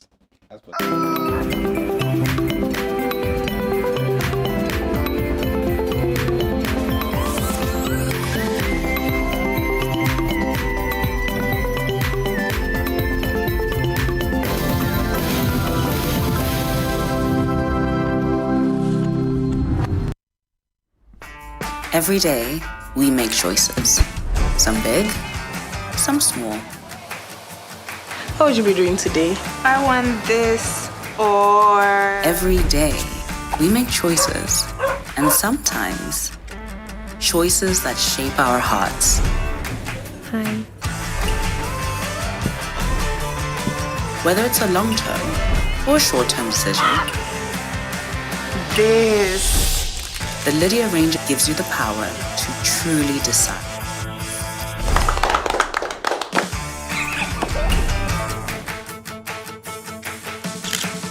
With Lydia, you truly decide.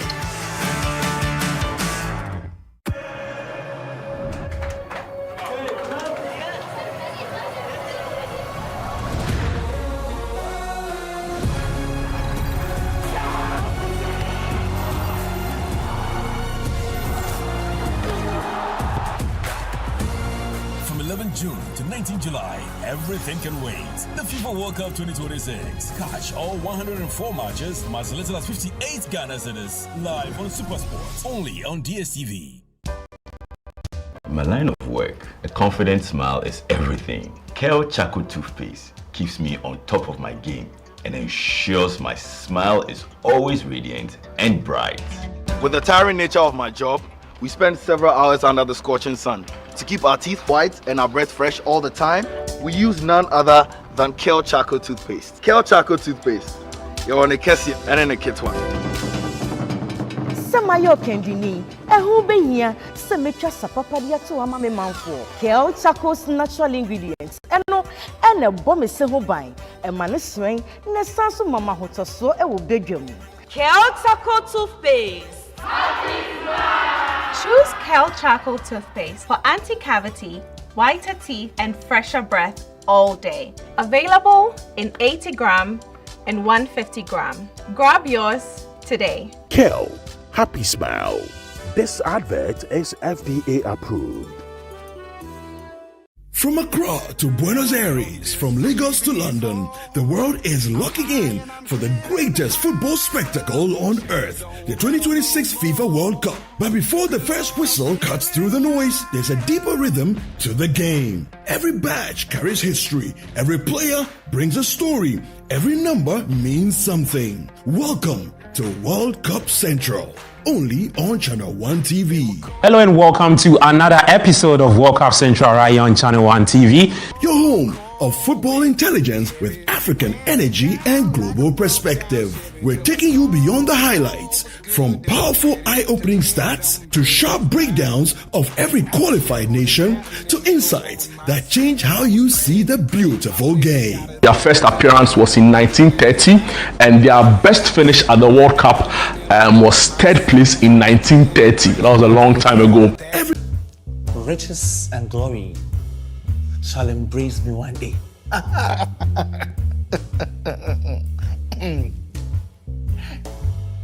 But poverty will see me and pass by. Invest 10,000 cedis and make $1.5 million in 3 months. Kobe, are you dreaming? Me, you are living life. The good life is out there for those who want it.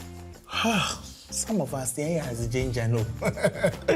Nothing goes, nothing comes. That's why sometimes you must move. What they say about Muhammad and the mountain? If Muhammad won't go to the mountain shall move to Muhammad. Exactly. Something must move something to happen. Uncle T, my best uncle. Wow, your look is stunning. Hey, I like the billionaire vibe. Look at your hair, your heart. It's giving that leopard skin. Shade. Complicated. My guy. You keep growing tougher. Tougher but not wiser. And in there, woman, he said that he will not continue the school again. The Blacksons airs every Thursday at 7:30 p.m. and is sponsored by Out Insecticide, Nasco Electronics, Lizzie Shito, Everpack, and Lily Rice on Channel 1 TV. The vibe is too much.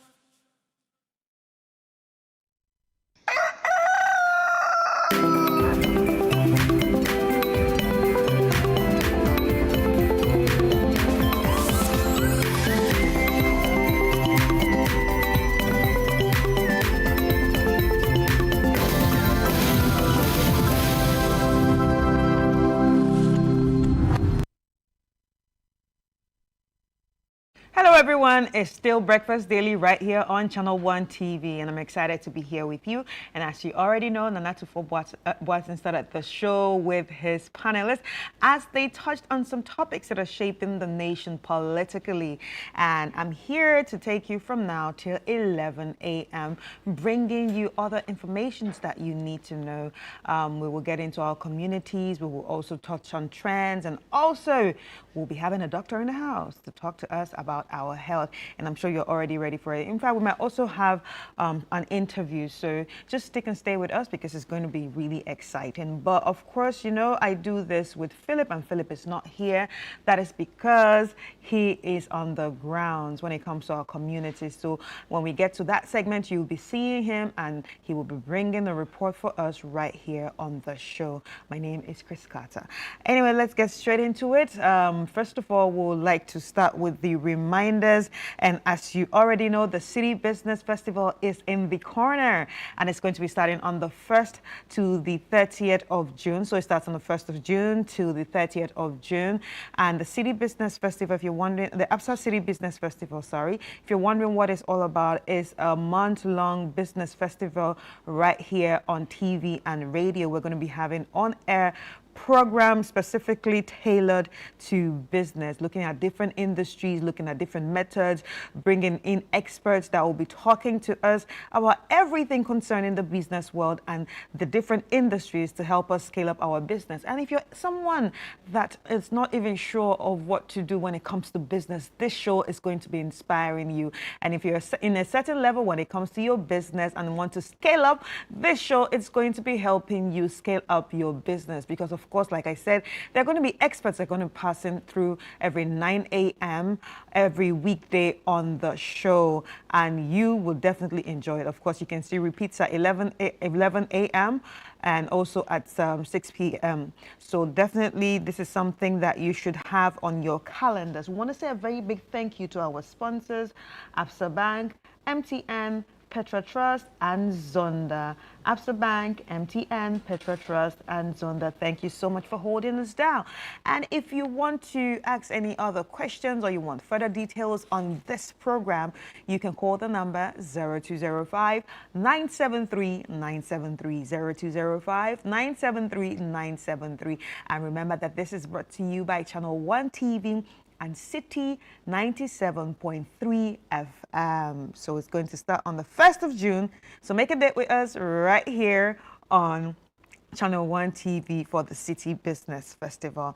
And after that, I would like to remind you that The Blank Sins is still showing, and The Blank Sins is a drama series produced by Channel 1 TV that shows every Thursday at 7:30 p.m. And it also has repeats at Friday 11:30 a.m., Saturday 7 p.m., and on Sundays at 4:30 p.m. and Tuesdays 3 p.m. and Wednesdays 5:30 p.m. So today there's going to be a brand new episode. I think it's episode 7. You are definitely going to be loving it. And just let me give you a tidbit of what to expect. Since it's a drama series, and this is a drama series that has a setting of a Ghanaian family. We are going to be looking at Kobe, who is the son of the Blanksons, getting himself into a bit of trouble. Kobe diverted from school, school issues, and wanted to make quick money. And I'm sure you've heard this story before. It's a really common story among Ghanaian families or African families where one child just deviates and say, hey, you know what? I don't want to do this school thing. I want quick money because of the influence of everything around him. So he gets himself into trouble, falls into the hands of scammers. But luckily for him, his uncle that works in cybersecurity had to help him get out of that loop. But still, shame could not allow Kobe to believe that this is true. This is happening to me. And his sister had to give him a pep talk and you know what?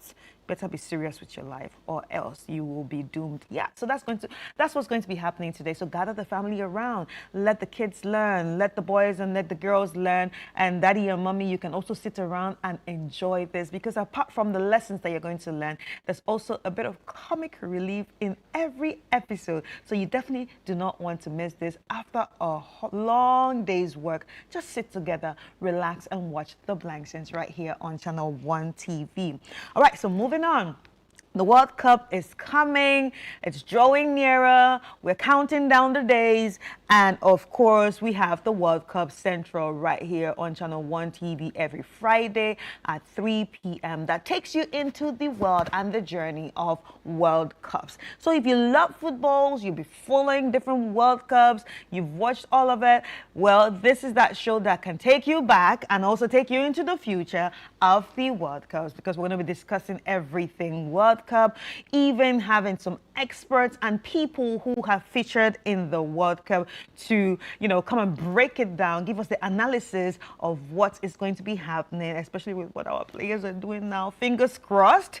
We still believe that they can actually make us proud. So, every Friday, just sitting with us right here on Channel 1 TV at 3 p.m. and let's have the discussion through the journeys of the World Cup with World Cup Central, and it's going to be hosted by Gabby Ofe.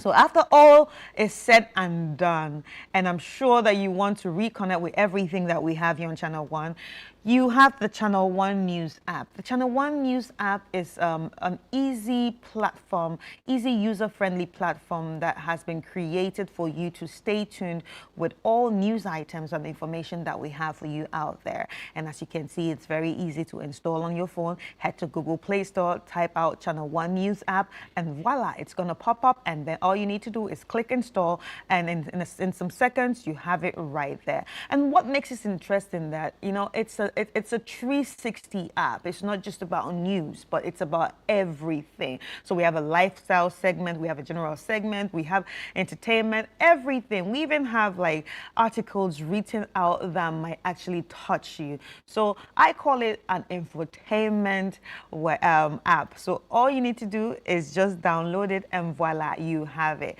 And you can access it everywhere in the world. It's not just tailored for Ghana, but you can access it everywhere in the world. So as long as you have internet access, you will be enjoying the Channel 1 News app. So all you got to do is when you download it, you tell a friend to tell a friend to tell a friend to download the Channel 1 News app, and you have the news and information and entertainment right there on your palms or in your pocket. Now, moving on, we are getting into the trends. And if you're wondering what the trend is all about, especially if this is your first time watching Breakfast Daily, the trends, it's all about the world of social media, everything that is creating a buzz in the world of social media.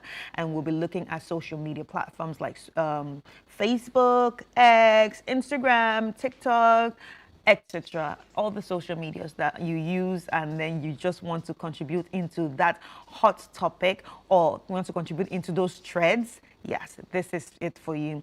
Now, the first one, this is tailored to Ghana, right?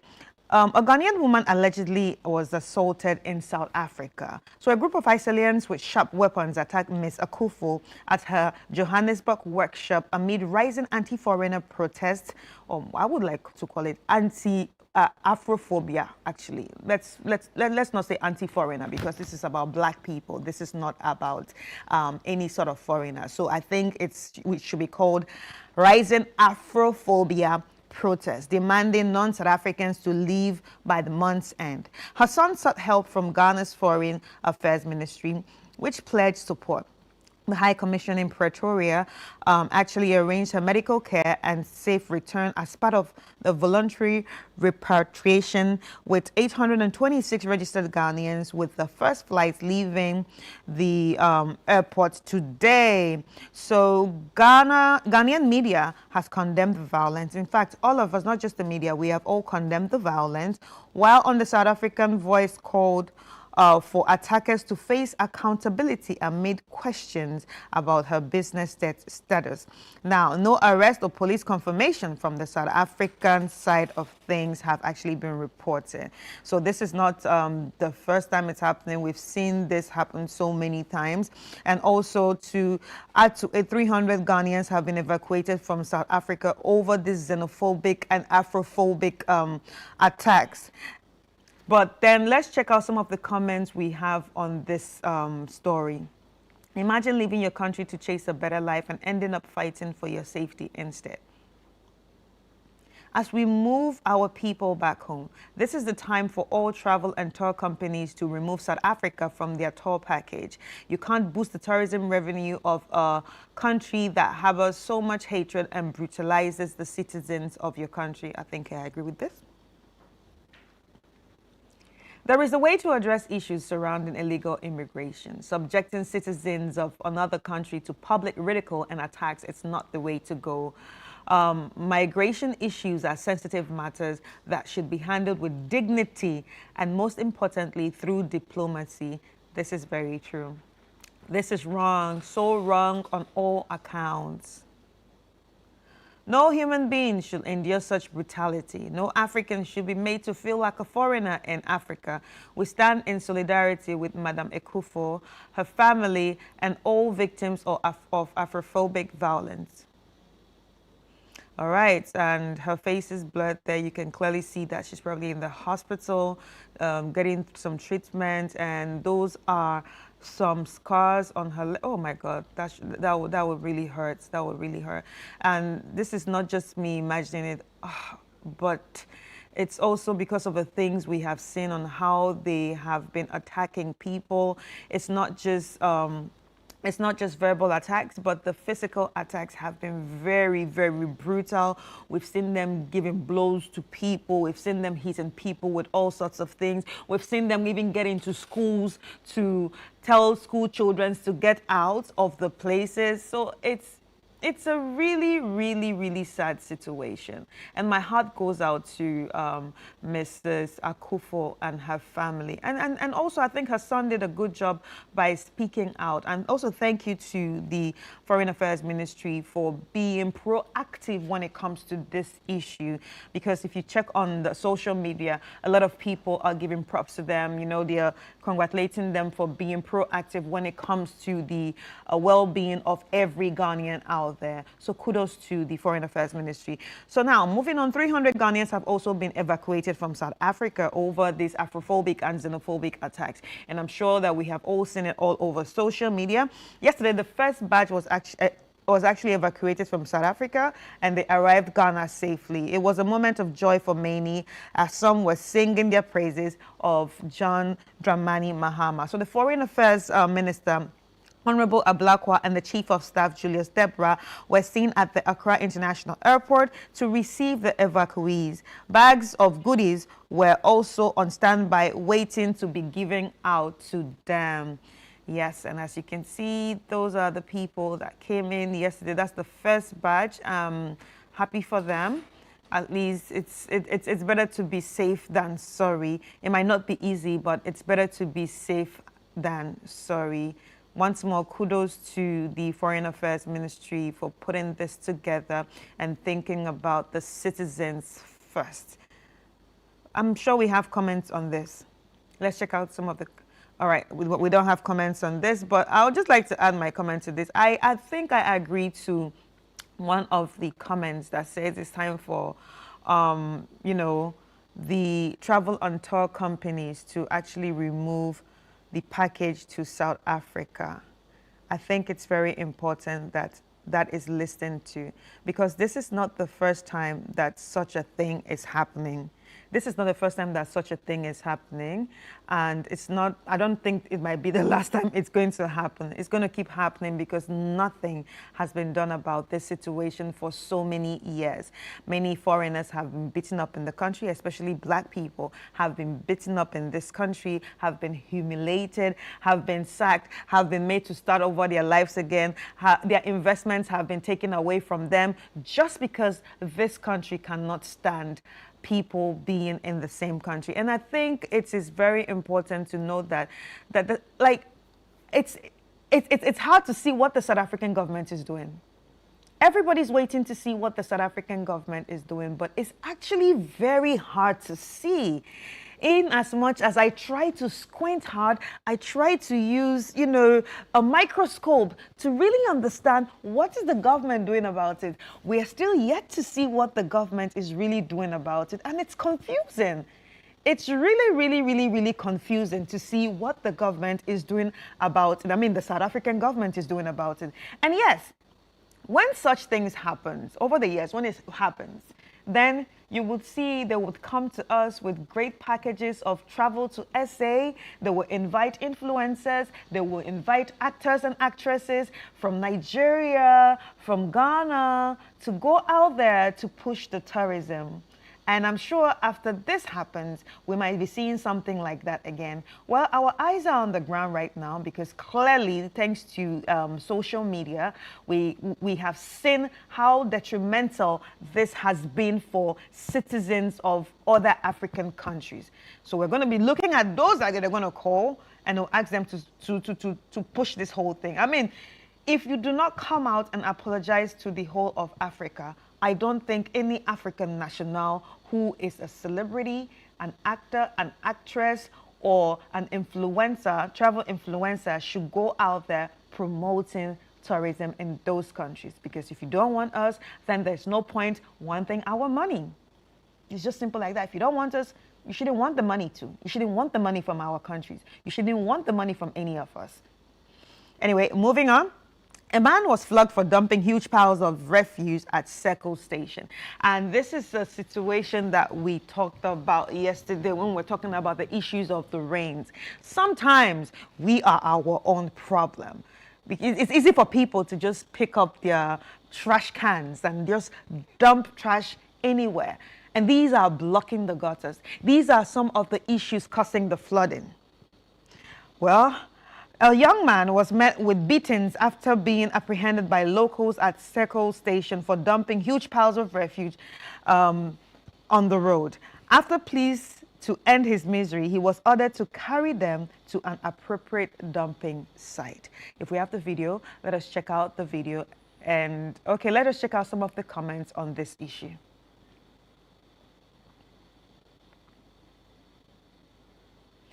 I hope they follow him to make sure he disposes it well. Good job, way to go. And someone tagged Buster Boys. I have been a victim of this guy. That is what he normally does. Wow. I love this. Very simple. Spare the rod and spoil the child. Spare the rod and spoil the child. So in this case, this man is our child right now. So in fact, if you see people doing this, I think it's very important to act as citizens.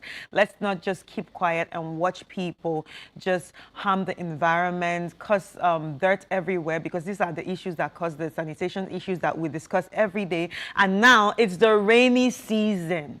It's the rainy season, and we've seen people suffer from the issue of floods. And that is because people just drop trash anywhere and everywhere, blocking gutters, blocking waterways, blocking places that waters are just supposed to flow. So kudos to anyone that saw him, but I don't support the violence, but kudos to the people that stopped him and made him pick up his trash and, you know, dump it in the right place. So moving on, we are heading to Senegal, and this time it's all about the World Cup preparation. So the Senegal national team was seen wearing locally manufactured sneakers for the World Cup send-off. So on Tuesday's send-off in Dakar, the Lions of Teranga, AFCON champions and world qualifiers led by Sadio Mane and Nicolas Jackson, showcased local artisan Sheikh Daw's custom footwear alongside their green and white outfit. A video of the shoemaking process in a Dakar workshop drew thousands of likes, with fans across Africa praising Senegal's Made in Senegal push to highlight homegrown industries like those in Ngaye, Meki. And the gesture blends football pride with economic symbolism of the team as they head to train at Rutgers University before June 11 tournament kickoff.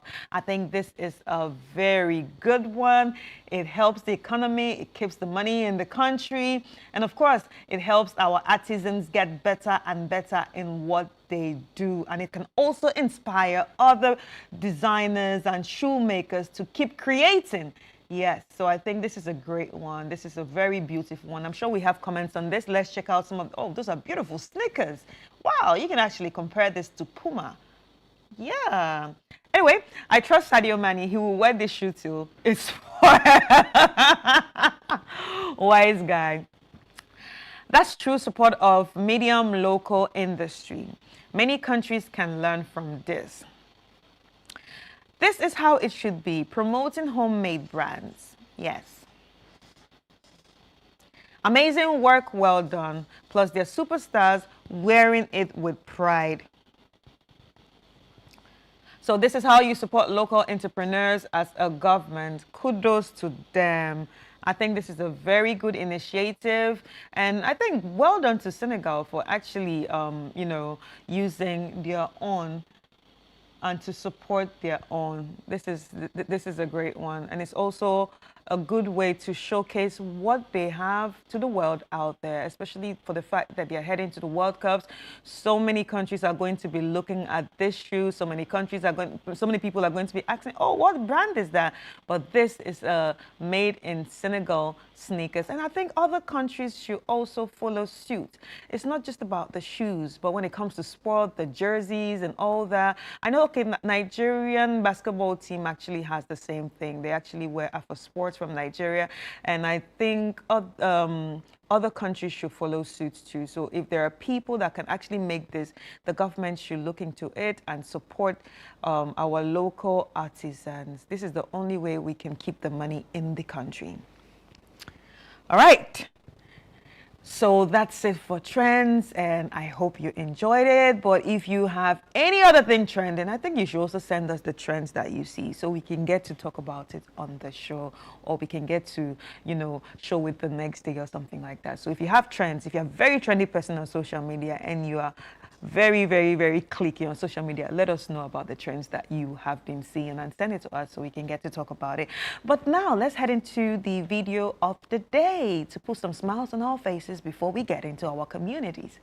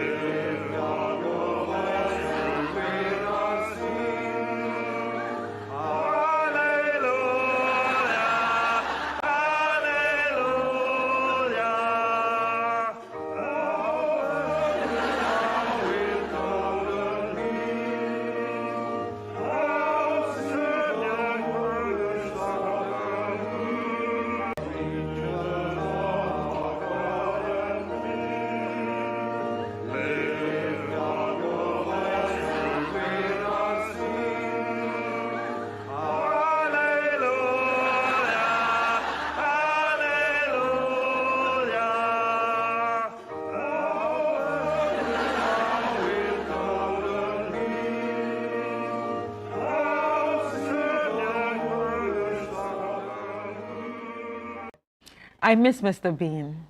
I miss Rowan Atkinson. I miss him so much. I miss seeing him on the screens. I don't know if he's done any like recent movies. If he has, please let me know. I really miss him so much. He's so funny. But yes, let us talk about what's like written on there. After I forgot to take my school book. Yes, it's a struggle when you forget to take your school book and you're trying to ask other persons, please help me, let me see. And all those people that will be like, no, no, no. I have one question for all those people in secondary school and primary school that when you want to please borrow me your book and they're like, where are you people today? I'm sure some of you are watching. You wouldn't say, where are all of you? Because I think it's a mean behavior to not share your things. But yes, it can be very complicated. Maybe you're trying to protect your book and all that. But I think it's also very important to share when you have to share. And also, with the part of the singing, sometimes it happens to us in church, right? While you're singing a hymn, you know that you know this hymn, but you don't know the words. That's the part he was saying, hallelujah. Then when it was time to, you know, sing the other parts, that's when he started chopping his tongue. But anyway, that's what we have for video of the day, just to put smiles on your face. Let's take a quick break, and when we come back, we'll be heading into the communities.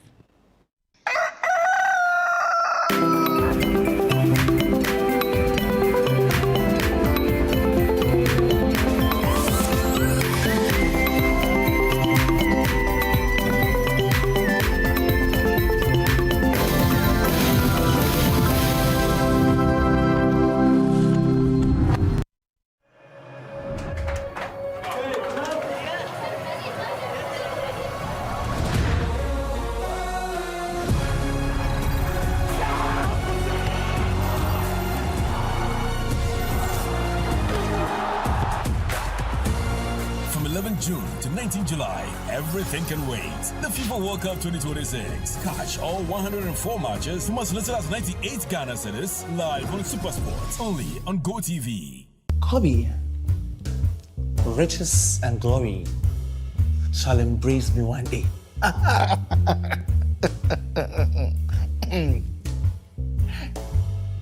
But poverty will see me and pass by. Invest 10,000 cedis and make $1.5 million in 3 months. Kobe, are you dreaming? Me, you are living life. The good life is out there for those who want it. Some of us, the air has a ginger, no. Nothing goes, nothing comes. That's why sometimes you must move. What they say about Muhammad and the mountain? If Muhammad won't go to the mountain shall move to Muhammad. Exactly. Something must move something to happen. Uncle T, my best uncle. Wow, your look is stunning. Hey, I like the billionaire vibe. Look at your hair, your heart. It's giving that leopard skin. Shade. Kobe, my guy. You keep growing tougher. Tougher, but not wiser. And in there, woman, he said that he will not continue the school again. The Blacksons airs every Thursday at 7:30 p.m. and is sponsored by Out Insecticide, Nasco Electronics, Lizzie Shito, Everpack, and Lily Rice on Channel 1 TV. The vibe is too much.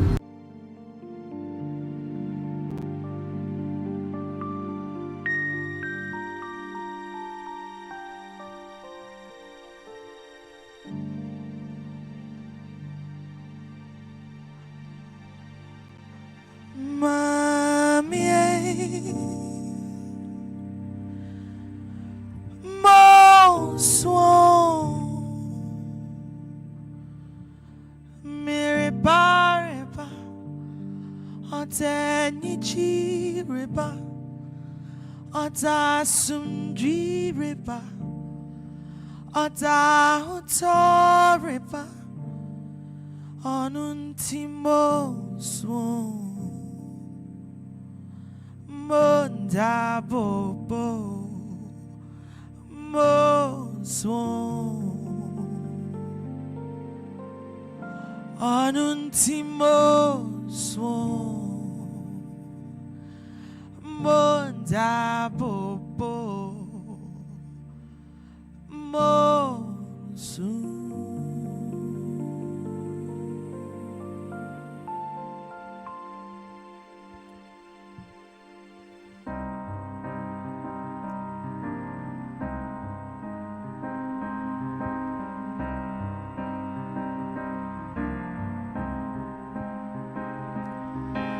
haven't ever really found a place that I call home.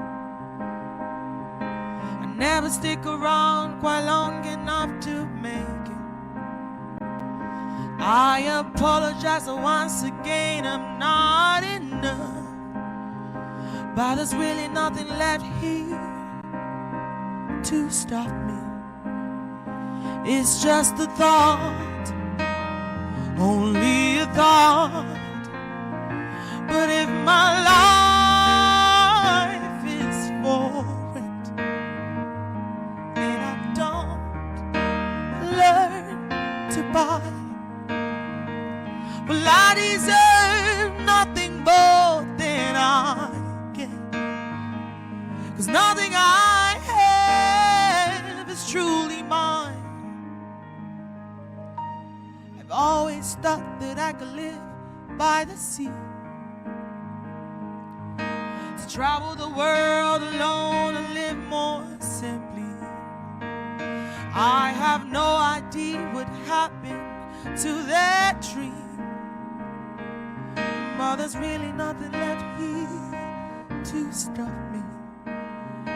It's just a thought, only a thought. But if my life is for don't learn to buy, well, I deserve nothing more than I get. 'Cause nothing I have is truly mine. And if my life is for it, and I don't learn to buy, I deserve nothing more than I get. 'Cause nothing I have is truly mine. While my heart is a shield, and I won't learn to buy, while I'm so afraid to fail. So I won't even try. Now tell me, how can I say I'm alive? But if my life is for it, and I don't learn to buy, I deserve nothing more than I. 'Cause nothing I have is truly mine. I deserve nothing more than I get.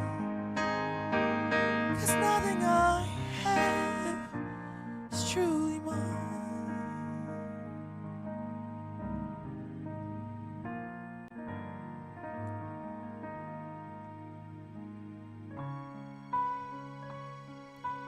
This next one was just released, and it's called Pressure. Enjoy.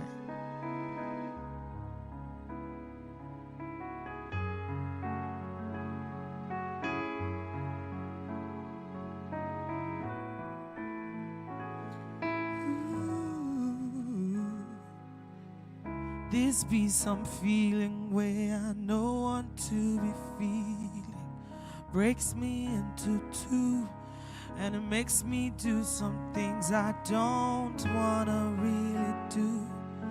I say the things that break many apart, many apart. Lingering is going nowhere. Who go rescue me? Slowly, slowly losing my mind. something choking me. The pressure they carry me go where I no one go. It makes me do things I know they feel. It makes me say things I know they mean. It makes me cry. It makes me lie dark inside. Pressure they carry me go where I know I'm going. The pressure they carry me go.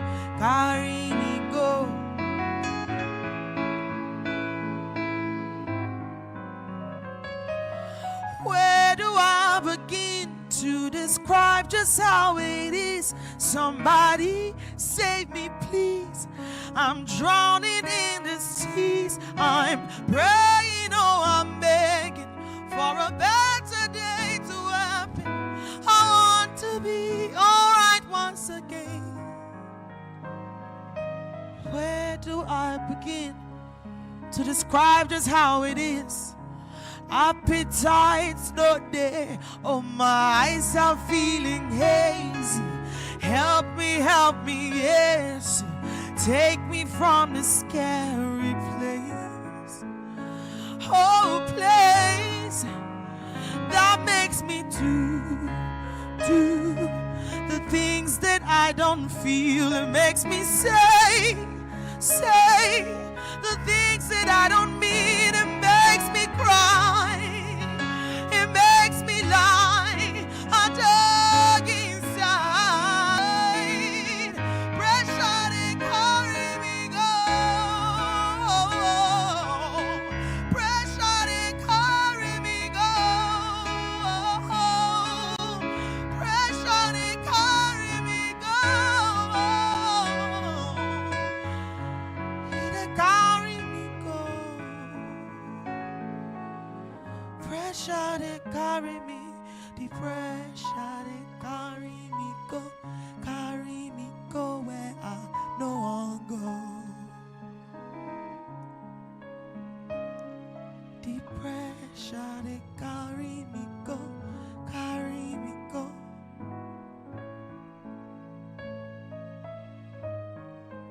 They carry me go.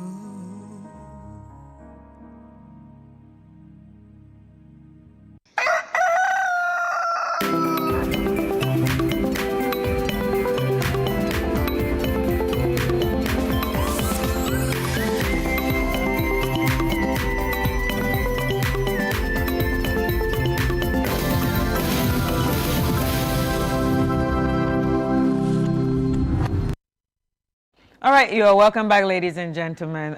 That was Mami, and she was actually serenading us. So a very big thank you to Mami for serenading us as we get into our communities. Like I told you, Philip is already on the ground, and I'm sure you're wondering where we are going this time. So we are going to Wager. Something happened in Wager last night, and we are about to get into that conversation. But there's actually an article on it on citynewsroom.com. Wager dam spillage flood communities forces residents to flee. Hundreds of homes in parts of Wager in Accra have been submerged following a controlled spillage of the Wager Dam, leaving thousands of residents stranded and forcing many to flee their homes. The flooding comes after Ghana Water Limited confirmed that it had begun releasing excess water from the dam due to rising water levels that had exceeded safe operating limits, raising concerns about a possible overflow. In a statement issued on May 27, 2026, the utility company said the dam's water level had risen above 48 feet. necessitating the opening of all spill gates as a precautionary measure to protect the structural integrity of the facility. Ghana Water Limited explained that the controlled spillage is a standard safety procedure implemented during periods of heavy rainfall when increased inflows placed pressure on the dam's capacity. The situation has resulted in extensive flooding in surrounding communities, with several residents displaced and others struggling to salvage their belongings as water inundates homes and roads. Emergency response efforts are expected to intensify as authorities assess the extent of damage and provide support to affected residents. And there are some pictures on this issue on citynewsroom.com. Very sad situation there. There are pictures of, cars that have been, submerged into the whole flood. I mean, causing people to leave their locations and their residence. But Philip is on the phone right now. Like I told you, he's actually on the ground to experience what this is all about and to share what he can see. So Philip is on the phone right now, and he's going to take us through. Hi, Philip. Hi, Chris. Good morning. Good morning, Philip. Philip, can you tell us what the situation is like? Exactly. So, like you just stated to our viewers, saying that the situation has become worse following the Weja Dam spillage. Of course, we've come to the ground, and currently I'm at Tibu, where the situation is very bad here. A number of people have been forced out of their homes. And it's a rainy season, and this is sort of like double trouble for people of Weja and Tibu as well, because as we are experiencing flooding, we are also experiencing that flooding from the rain.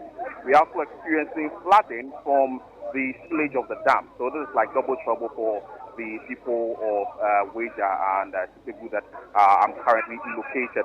So the situation is very, very, very, very bad. And like I said earlier, a lot of people have been forced out of their homes. Fortunately, I have with me here the Member of Parliament for the area, Weja constituency, Jerry Ahmed Shaib. I'll have a conversation with him briefly. Then I'll speak to the residents or the affected individuals here. The MP has been around ensuring that things get right and all the things that he's been doing in the constituency. I'll start with him and ask him what he makes of this particular situation, one, and what the steps have been like to at least cushion or maybe solve the problem, if so, of the affected residents. Honorable Jeremy Shai, you are welcome to Breakfast Daily here on Channel 1 TV. Thank you. What do you make of this particular situation? We have been here. We are currently at the Tibu side of Weja. But tell us which communities have been affected and what you make of the situation as well. The new Weja areas have been affected, basically Asbred and East environment. We also have a talented royal area choice, largely affected, and then you come to Ekiti, and then you go to Yaboman, and which has the boundary with Kotumi. There is an estuary there, so that is actually one of the ways to get some of the water part. So the estuary, one part has to be open for the water to go through.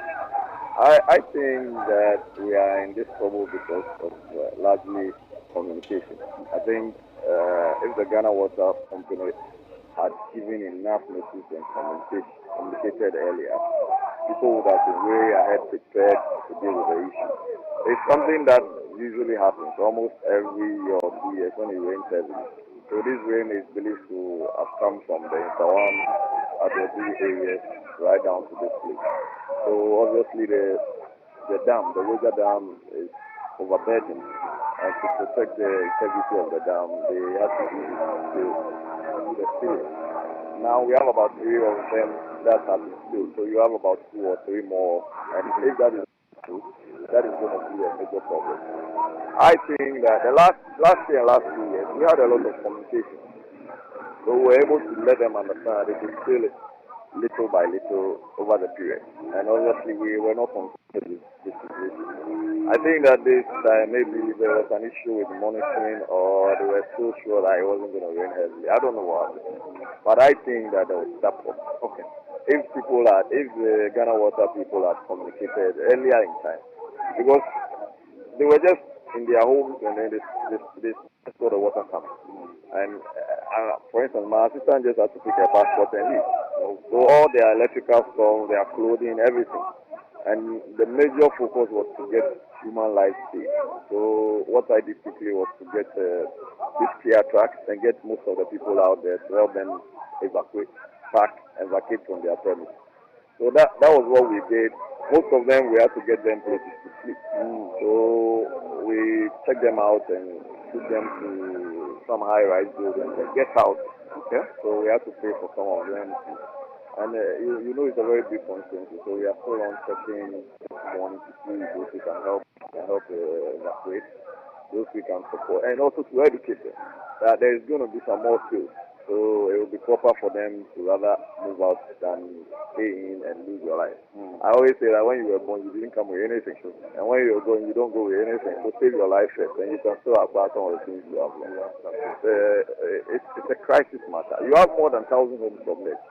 Yes, but I've seen that you've gone seeing the situation for yourself. Which other officials do you go with? Do you go with the NATMO?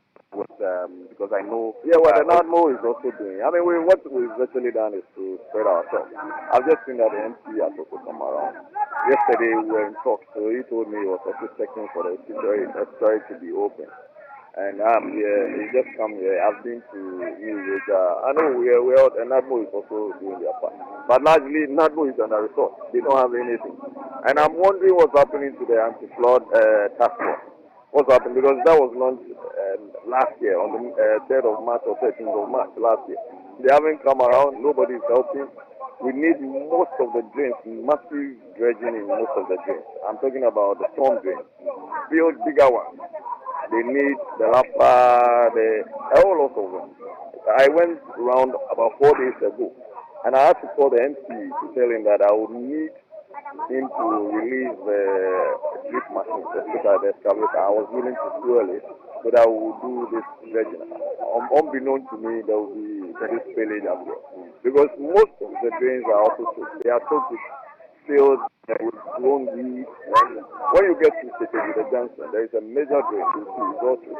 If those drains have been dredged as well, all of this would have a balance to some extent. But largely, it was based on notice. No notice was given. Okay, so from here, where are you going to? So from here, we are going to Yaboman. Yaboman is one of the communities. It's actually an island. Wow. Yeah, and you can understand if you have an island and they are going through such a situation. So we are going to see how we can also support. Those who are helping to pack their things out, we are helping. Those who are getting trucks and buses for those who are getting accommodation. I would need government intervention and well-meaning Ghanaian people. Especially, a lot of people have also lost their food. I went to one of the places, more than 500 bags of rice. Water has gone into. Wow. Yes, and it's the 50 kilos, not even 25 kilos. And they used to see tomatoes, a whole lot of things. But isn't it time for people in this enclave to relocate? Well, I largely believe that it's a combination of several factors. The human factor, where lands are being sold at the wrong places, Ramsar sites are being covered, waterways are being filled, and construction is being undertaken on those ones. Garbage is used in order to come to Tikiti. There's a whole garbage base. Yes. And these are the things we need to look at. And when you go to Oblogo, it's the same thing. Oblogo is also overwhelmed with this same situation. And when you go to New Wager, around the Ashbread area, the FCC area, that is happening. Garbage. So, and most of the places are liable to flood. But people have committed to filling these places and building on them. The assemblies have sat down, they watched over them. We have all become very political, so we are scared that removing or destroying a certain property to save lives and property would cost you. But you are costing more than it. It's a major problem. People are still walking around and just indiscriminately throwing rubbish, dumping waste. and people are waiting for the rains to come so that all the garbage they may have packed, they will just put them in the drains. When you go around, you see, if you see the water even running, larger part of it is garbage. Well, thank you so much for your time, and wish you all the best as you go around to ensure that. So we need your support. We need you to. I know Titi did it. I know Titi did it for somewhere. And I know Samen is a great guy. And Bernard is a great guy. You have all the great guys. If you start a process, get us all involved. Let's try and raise some support for our people. Those who can be relocated, they are relocated. Those who are supported in a different manner. Because one of the things they are complaining about is also food. You know, so if we are able to do that, we should be able to help our community and our constituency. Well, thank you so much for your time. Yeah, so that's the MC2, Felix. I'll speak to him shortly, but that was the Member of Parliament who spoke briefly on the issue, and he actually attributed largely to communication on the side of the Ghana Water Limited, stating that this particular situation has actually worsened the entire situation. Have actually been told that the residents should have been informed of the spillage. But you know, though the residents will also be informed, the Ghana Water Limited has also issued a statement, actually states the reason why they had to embark on this. I'm going to try speaking to some of the residents before I get to the MC quickly. Mami, how are you? And what's her? It's saying, assembly scene is saying, come on, my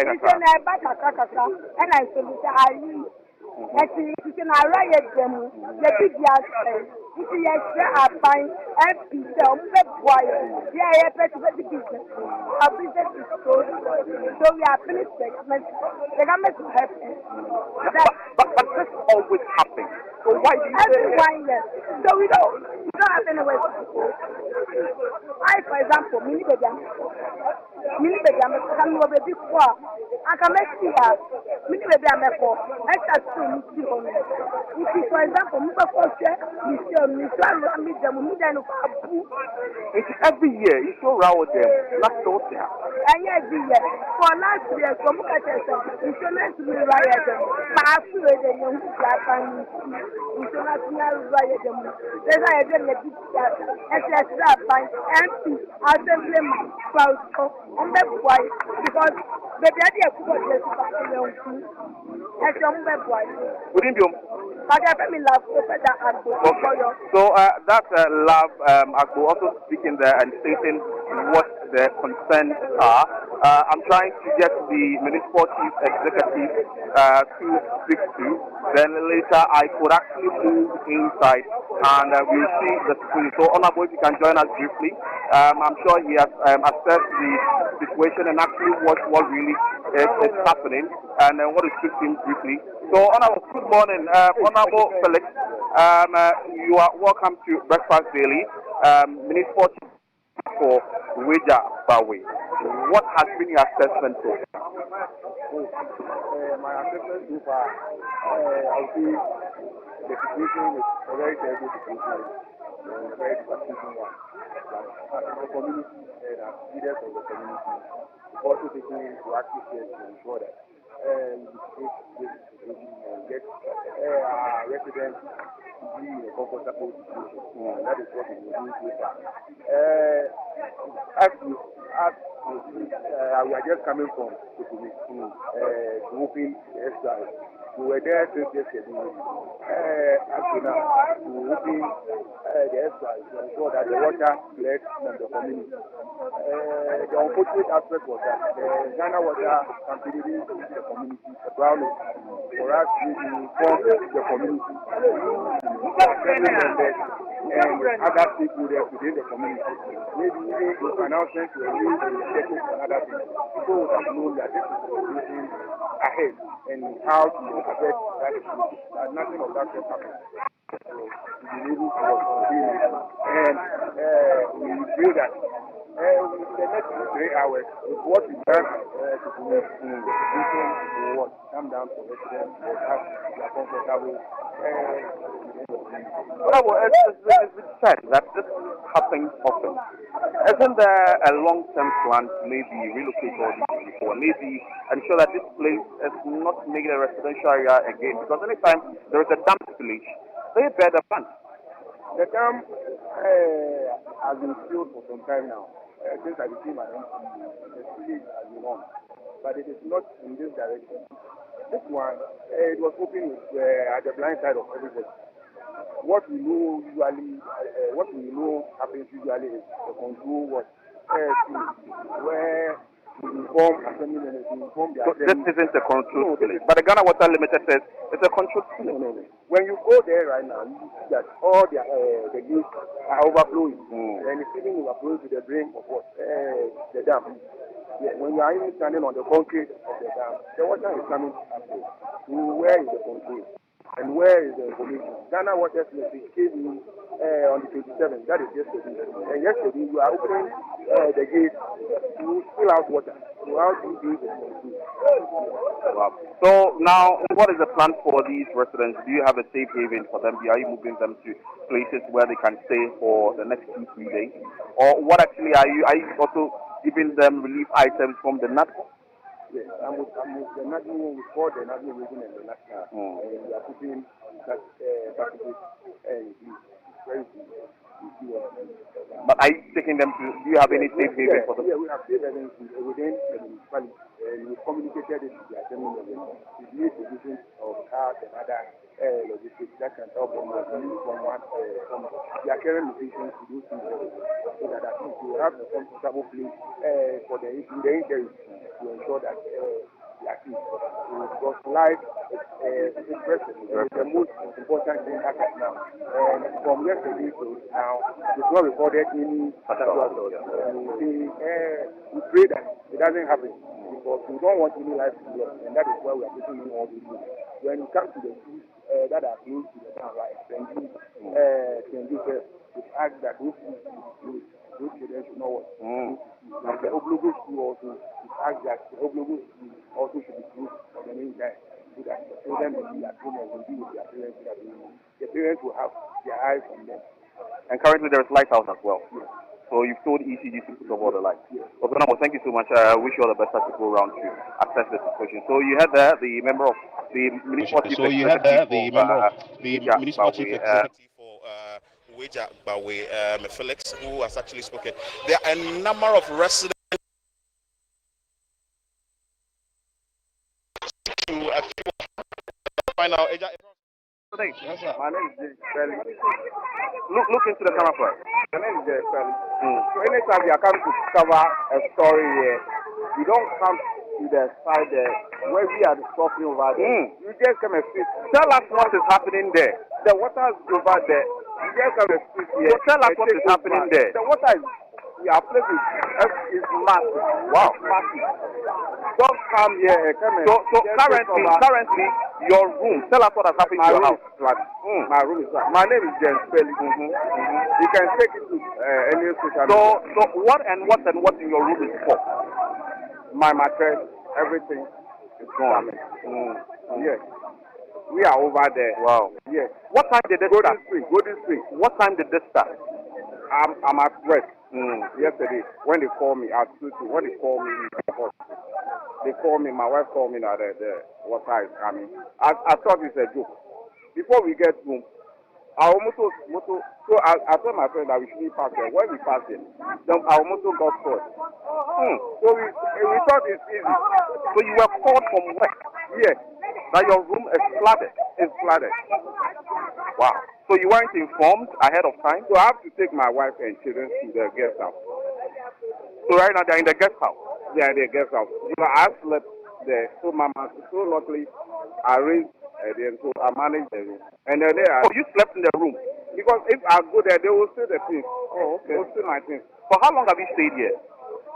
Oh, I've stayed almost about 8 years. 8 years? Yes. But this is not the first time this is happening. It's the first one happened. That was a massive one. But this one, enter my room. So why haven't you relocated? So my own house.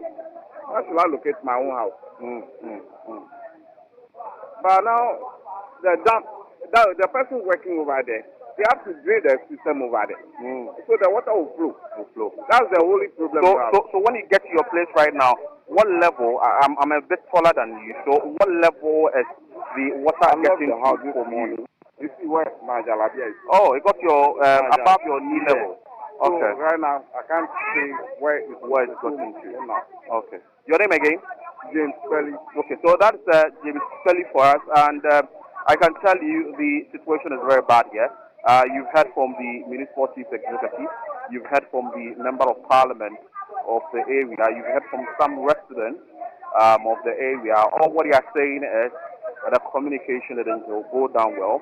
The Ghana Water Limited has also issued a statement actually stating the reason why the split has to be done. So this, like I said earlier, it's like a double trouble for the people of Weja, and we are bringing you live reports from situation. So Chris, if you can hear me, this has been the situation on the ground.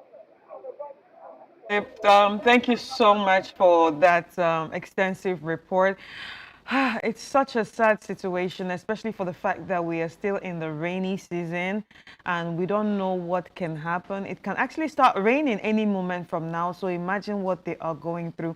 And also, one thing I've realized is it's easy to say, oh, you have lived here for so long and you've seen this happen so many times. Why don't you just relocate? And as the last person spoke, that spoke to Philip said, it's his house.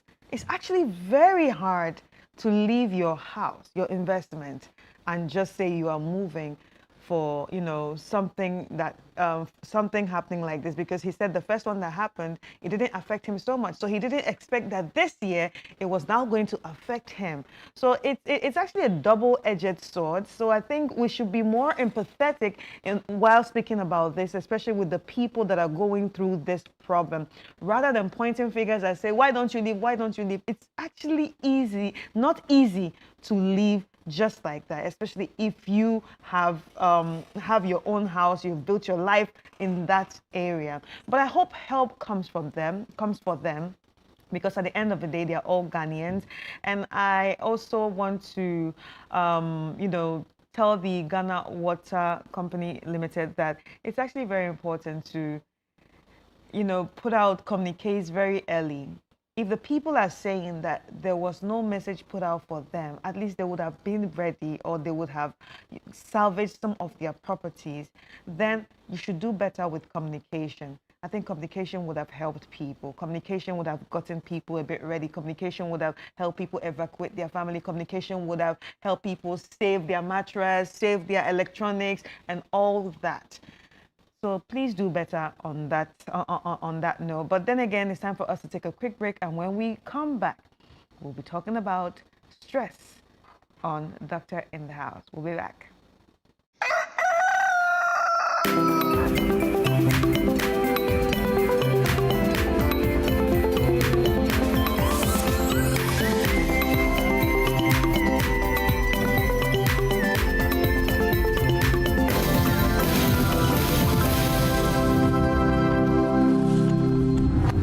From Accra to Buea brings a story. Every number means something. Welcome to World Cup Central, only on Channel 1 TV. Hello and welcome to another episode of World Cup Central right here on Channel 1 TV. Your home of football intelligence with African energy and global perspective. We're taking you beyond the highlights, from powerful eye-opening stats to sharp breakdowns of every qualified nation to insights that change how you see the beautiful game. Their first appearance was in 1930, and their best finish at the World Cup was third place in 1930. That was a long time ago. Every Friday, riches and glory shall embrace me one day.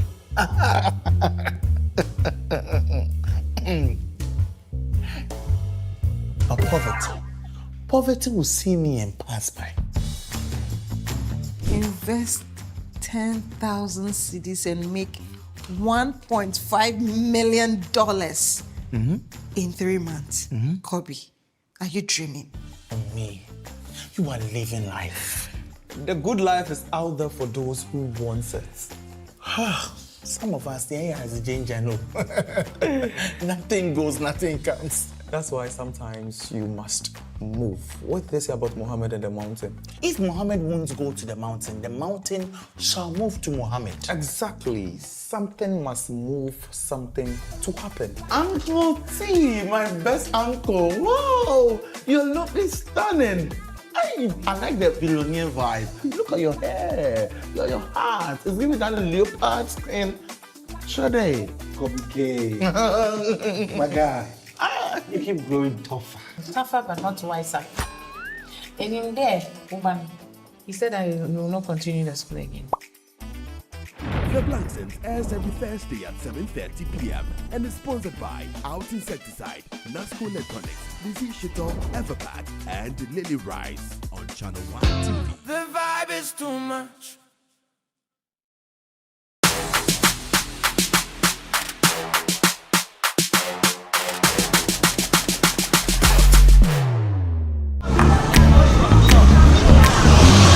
Hello everybody, welcome to Vox Pop Central. Who brought cocoa to Ghana? Oh, Cocoa Mama Tisro. GRA, Ghana Registers Association. Do due diligence. Two geniuses. I was like, how? Two geniuses. You bamboozled me. You scatter me. Hey, what about them? We the boys will scatter them. What do you call the song you sing to make babies sleep? We have many songs like Baby Careful in Gomamiete. Because, hey! Ete like Nine Habu, Eshima. What the? Amiekoma ye Habu Foy. Okay, Foy. So, whether it's a school, market, lorry station, or wherever I may find you, when you see me, Murife, don't run, don't run, don't run. Vox Pop Central airs Thursdays at 7 p.m. only on Channel 1 TV.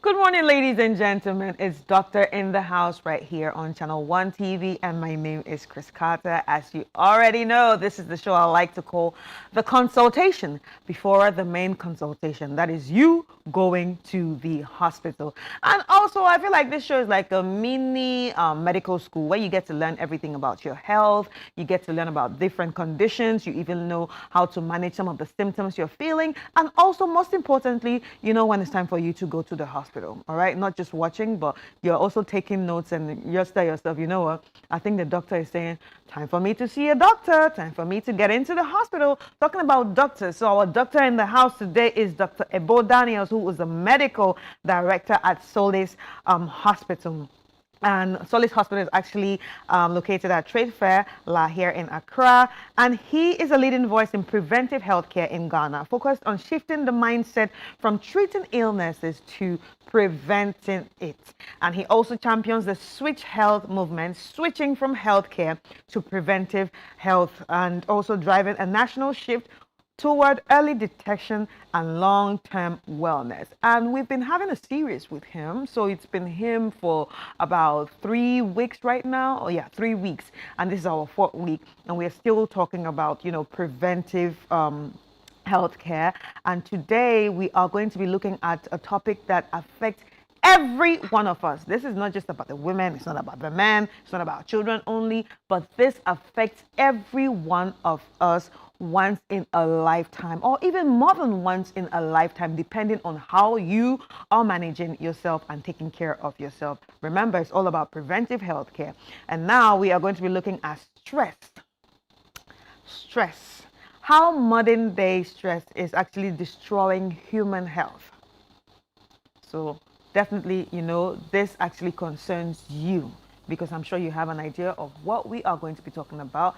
Although you have an idea, we're going to be delving deep into it for us to know more and know how to manage some of these things, or even check out some symptoms that are already happening to us that are indicating time for you to go to the hospital.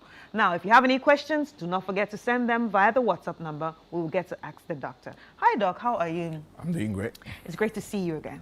Always great to see you too. All right, so Doc, we always talk about stress. We've heard the word stress so many times. It's actually overused in English. It's actually overused even in other languages. So now, what does it really mean to be stressed? What is stress? So thank you very much, Chris, and thank you for having me today. Yeah. Stress is something that is more of a natural mechanism for the body to survive. Mm-hmm. That was in the past. So in the past, let's say you are in the forest, and then let's say an animal pounces at you.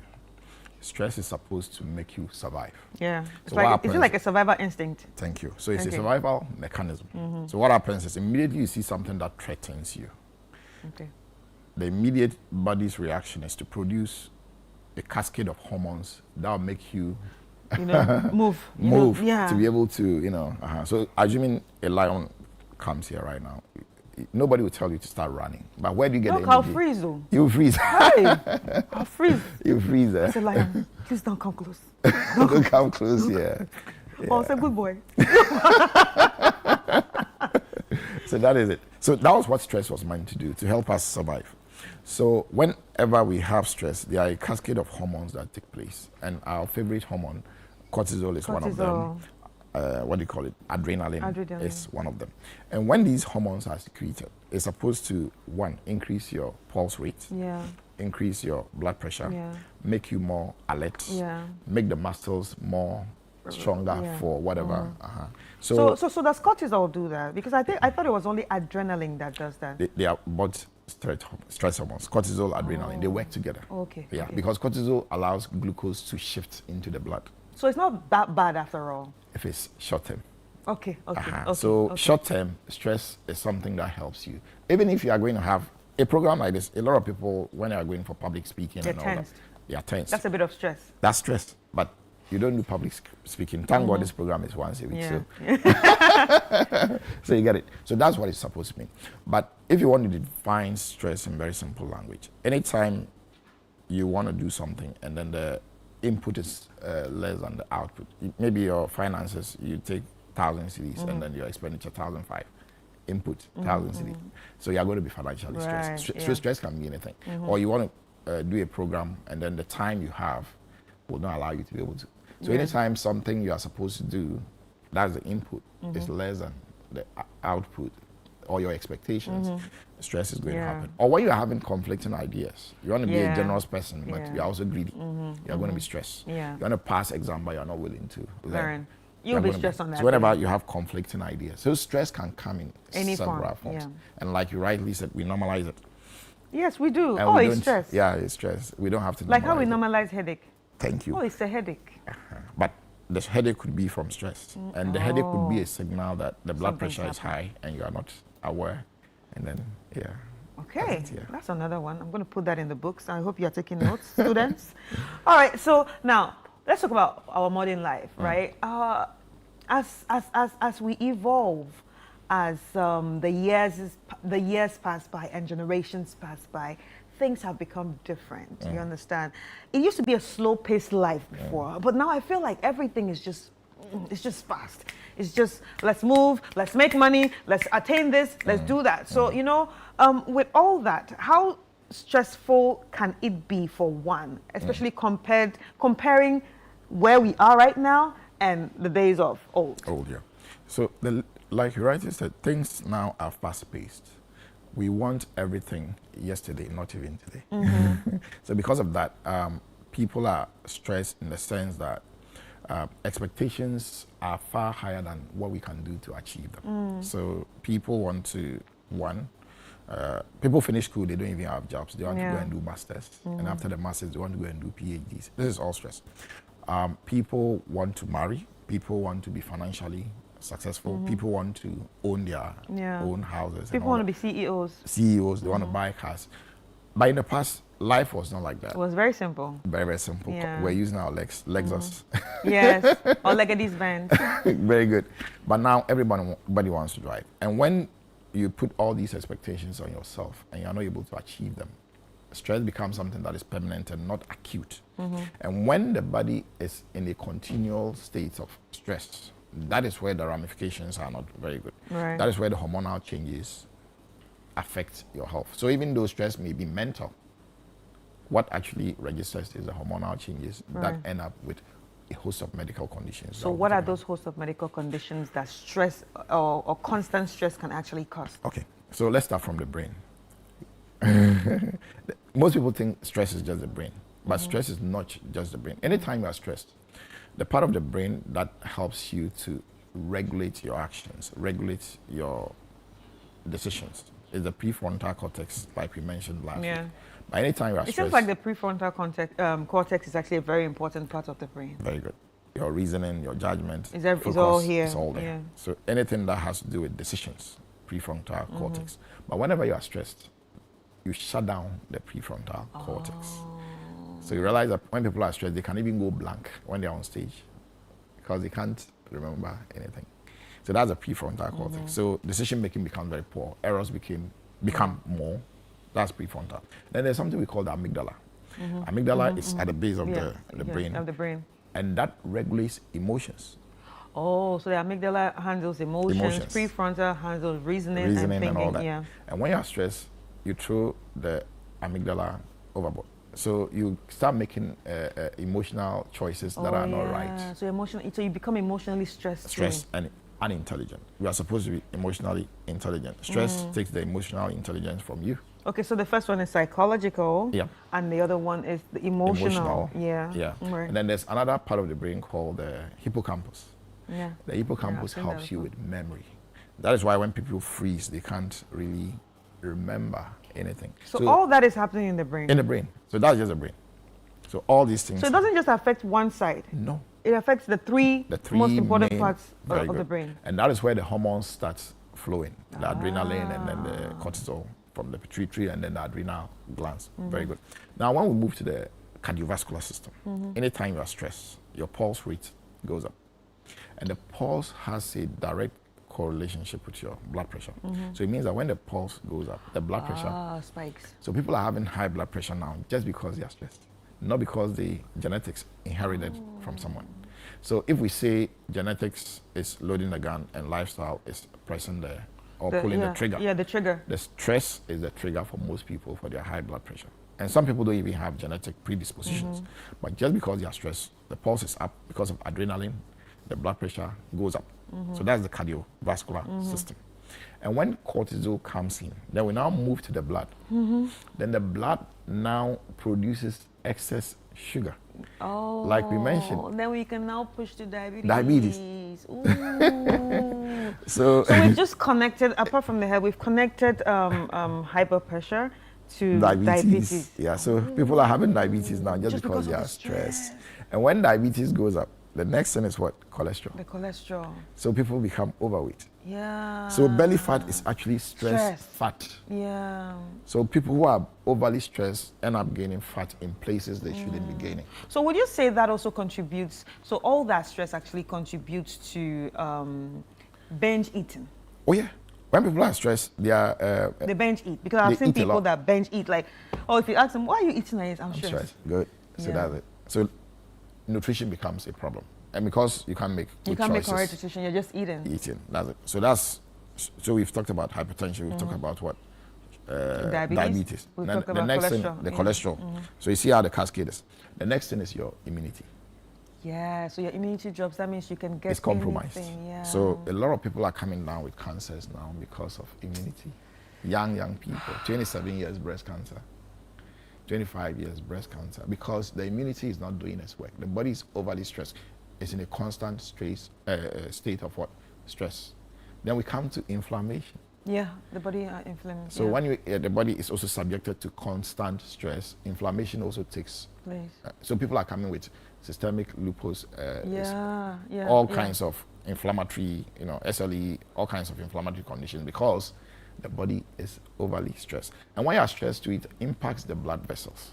So the cholesterol that normally blocks vessels, if it's in the brain, stress makes it worse. Yeah, so it blocks faster. Faster.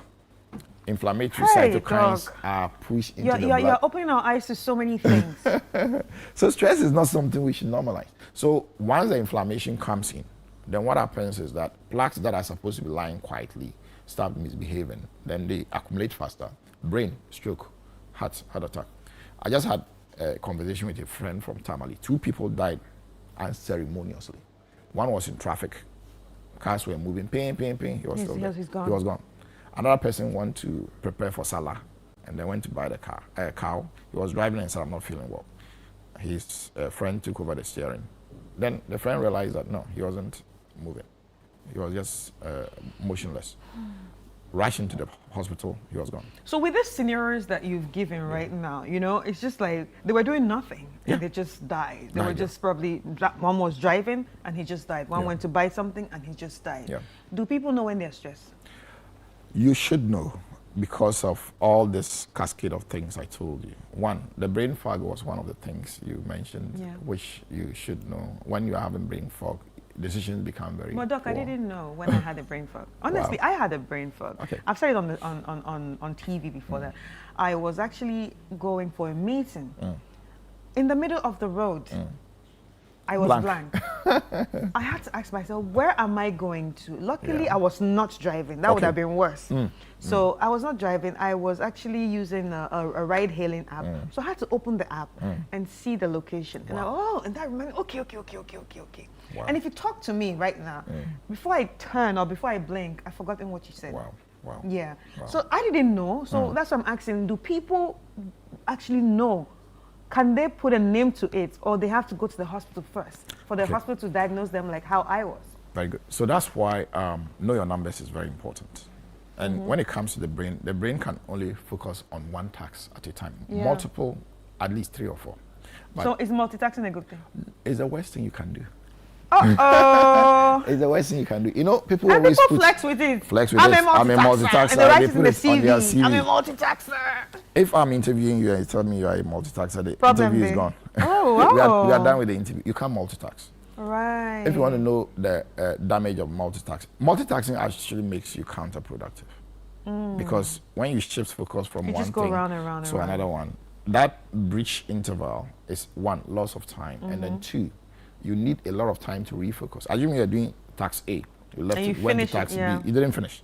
Then you go back to task B. Then you come back to task A. You have to ask yourself, where did I stop? Thank you. So multitasking is not something. So you have to finish one thing and then move to the other. Because the brain I can only look at you and the camera. I can't moving. So to know whether you are stressed or not, because stress has biochemical, neurological, and endocrine changes, like we mentioned, you need to check. I have a friend who was admitted yesterday at the hospital. So stressed, he never knew. He was having headache, and then the pocket doctors told him it was malaria for 2 weeks. Then 2 days ago, he called me. I said, come to the hospital. He came to the hospital, BP 201/110. He's currently admitted as we speak. Stress. So if you don't know your numbers, the numbers reveal the ramifications of all these things on your body. So your blood pressure can be checked, your pulse can be checked, your cholesterol can be checked, your sugar can be checked. That's one way of knowing the impact of stress on your body. And of course, if you are making poor choices, poor decisions, you are emotionally dysregulated or deregulated, then it's possible stress is also... Right. So does it also affect your reproductive system? Definitely. Stress actually makes the menstrual pattern disrupted. So people who have, stress may not even have menses at all. So you realize that people who are very athletic in sports, they don't menstruate because they subject their body to so much physical stress. Yeah, that happened to me when I was lifting a lot and then going to the gym. I should have seen you back then. It actually stopped. It will stop. It stopped. I was like, what? Good. Because you are becoming more Am I becoming Mary? Has the Holy Spirit come in me? What's happening? You are becoming more manly. You know. So stress actually disrupts your menses. It can actually stop it. So why are people having a lot of infertility now? And in the stress. males, it's a stress. And then it also decreases libido. Libido. So you don't even have the edge. And in males, stress decreases your testosterone. Testosterone, yeah. So when the testosterone goes down, your libido goes down. And because of that, you don't even have the edge for sex. And stress, because it causes inflammation. Yes. And then causes mitochondrial dysfunction. The sperms that are supposed to wiggle their way, no energy for them. Yeah, They need a lot of energy yeah. to do that work. No energy, so they don't get anywhere. So infertility. Yeah, but now how are young people? Let's talk about young people. You've spoken about you know, people our age and all that coming to the hospital and people just collapsing and all that. Now I see a lot of young people also collapsing just like that. Would you say it's also linked to stress? Yes. And it's all because of the cascade I mentioned. If young people are hyper-driven to be successful, young people, because of comparative analysis on social media, pressure, social media pressure. You see somebody posting a car, then you say you don't have one, you have to get one. That's pressure, unnecessary pressure. You get it? Somebody does his master's, you have not done yours. We are not on the same road or whatever. All these things pose a lot of challenges for young people. Your colleague is married, you are not married. Because of that, you are stressed. No. Yeah. Comparative. Right. So because of that, young people are subjected to a lot of stress. What about the younger ones than the young ones we're talking about? I'm sure we're talking university level. Let's bring it down to the kids. It's an era of use of digital devices. You understand? And a lot of parents think that giving them the digital devices is a way of keeping them busy and out of trouble. Does that also affect them, the use of it? Very much. It hyper-stimulates the brain. Hyper-stimulation can cause the brain not to relax. So most of those young people, because we don't take the phones from them before they sleep, they go to sleep and then they cannot really sleep properly because, and they like watching funny things. Yeah. Very funny cartoons, horror stuff. So they sleep and then stays in their it stays in their head. head. Even adults, when you watch a horror movie, we go to sleep and you are still replaying. How much more a child's brain that is So not does it working. replay in their sleep? Yes, it does. So they don't sleep well. They are not well rested. So they wake up the next. So some of them will wake up very early because of that. So they don't get good sleep. And when you don't sleep well, sleep actually leads to stress. Yeah. And then the stress hormones. And then stress leads to poor sleep.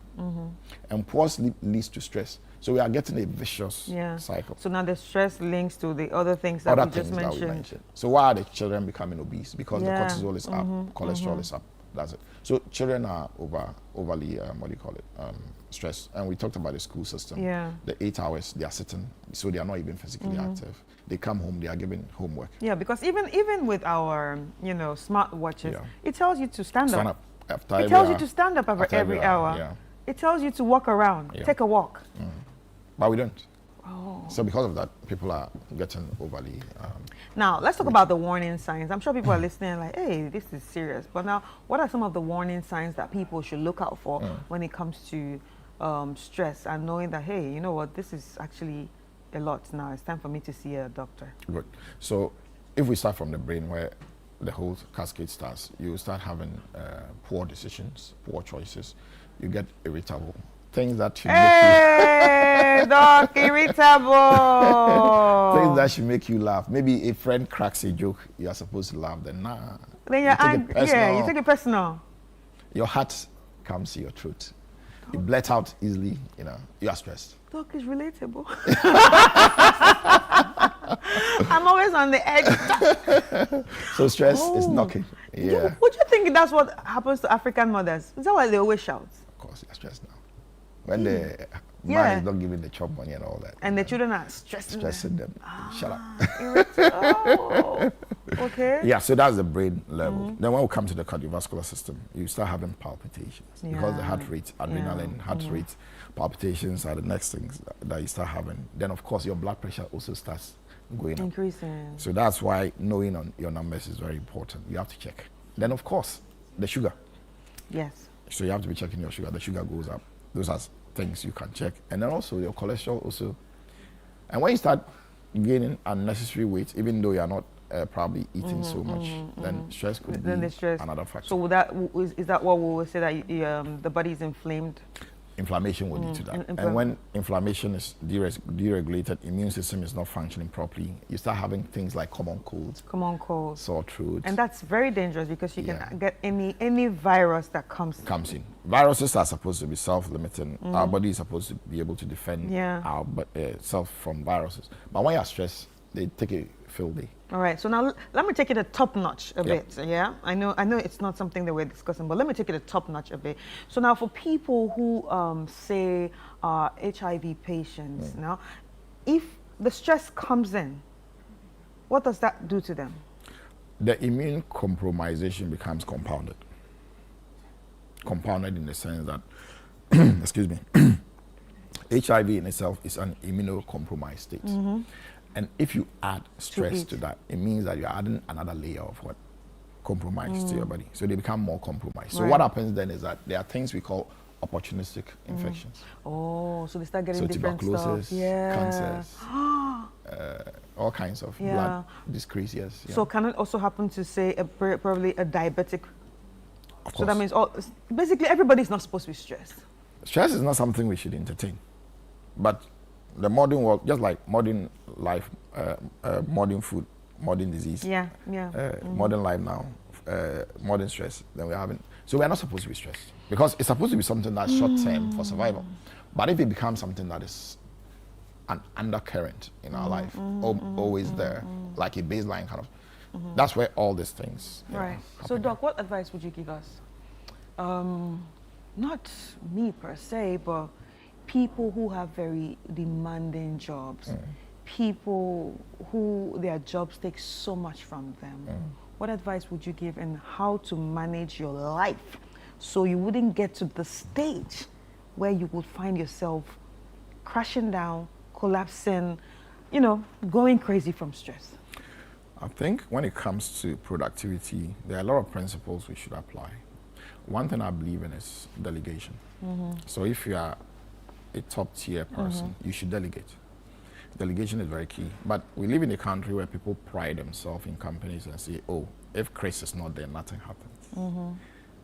That's the most dangerous thing any employer should say about an employee. We should be able to delegate tasks to people so that we only focus on what is very necessary for us. There are also principles like the Pareto principle, where when you come to work, you should look at the 20% of things that will give you 80% of your results.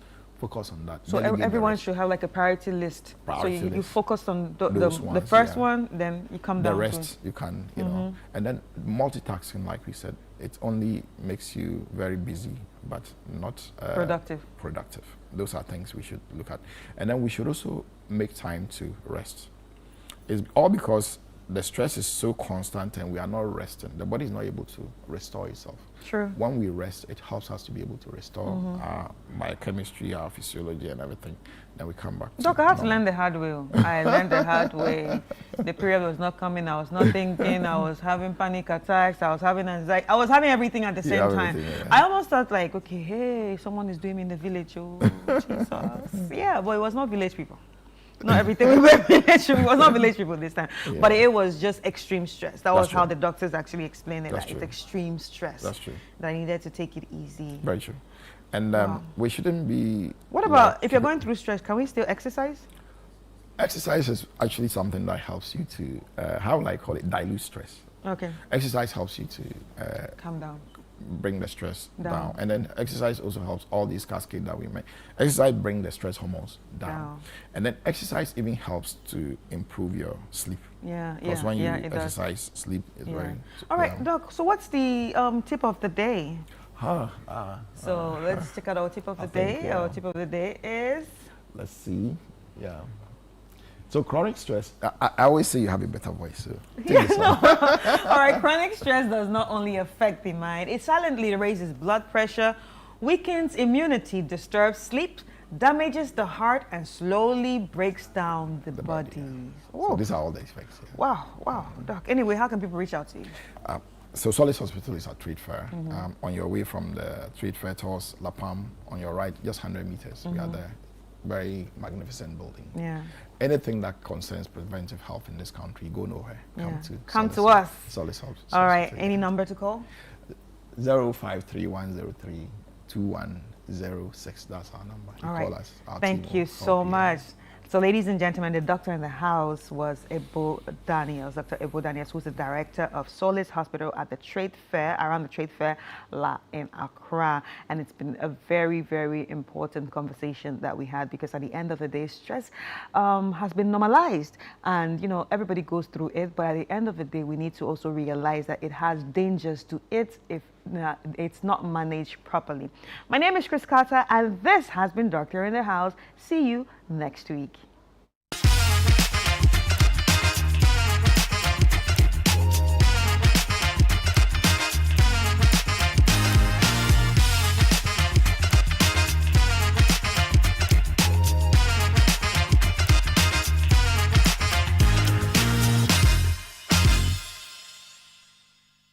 Kobe, riches and glory shall embrace me one day.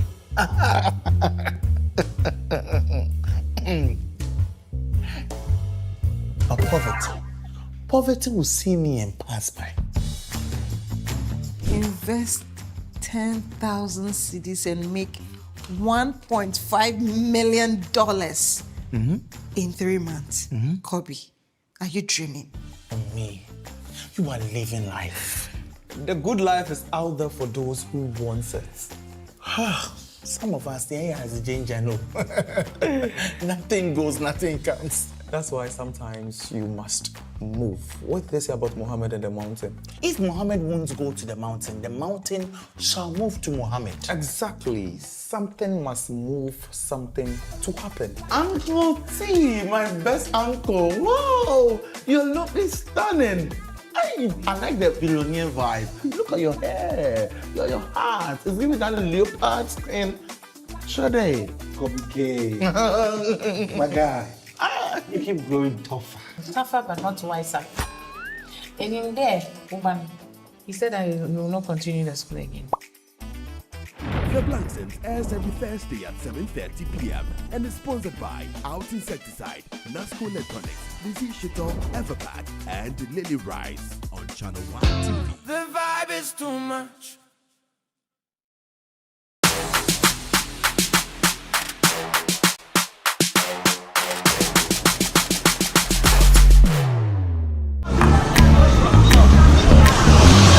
Hello everybody, welcome to Vox Pop Central.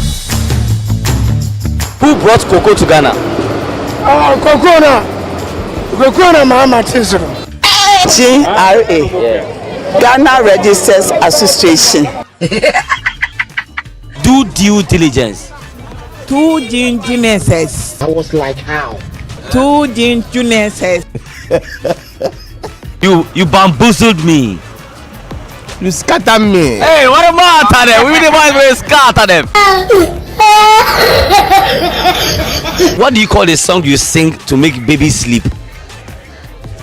We have many songs like Baby Careful in Bomamiete. Because, hey! Ete like me nation habu eshi mapa. What the? Amieko maye habu foi. Okay, foi. So, whether it's a school, market, lorry station, or wherever I may find you, when you see me, Murife, don't run, don't run, don't run. Vox Pop Central airs Thursdays at 7 p.m. only on Channel 1 TV. June is for business here at City FM and Channel 1 TV. This June, the ideas get bolder and the future of Ghanaian business takes center stage. Welcome to the City Business Festival 2026.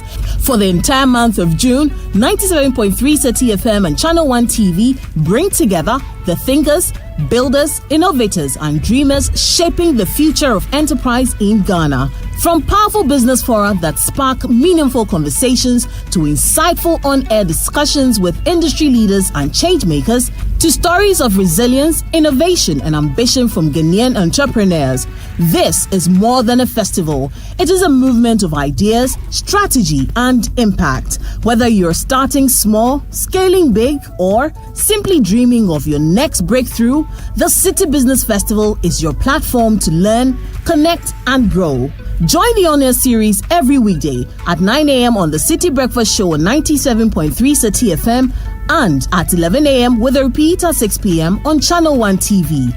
This June, let's challenge businesses. Let's refine ideas. Let's create impact. Call 0205-973-973 for further details. City Business Festival 2026, driving ideas into impact. The City Business Festival 2026 is powered by 97.3 City FM and Channel 1 TV in partnership with Absa Bank, and it's proudly sponsored by Absa Bank, MTN, Zondatech Ghana Limited, and Petra Trust.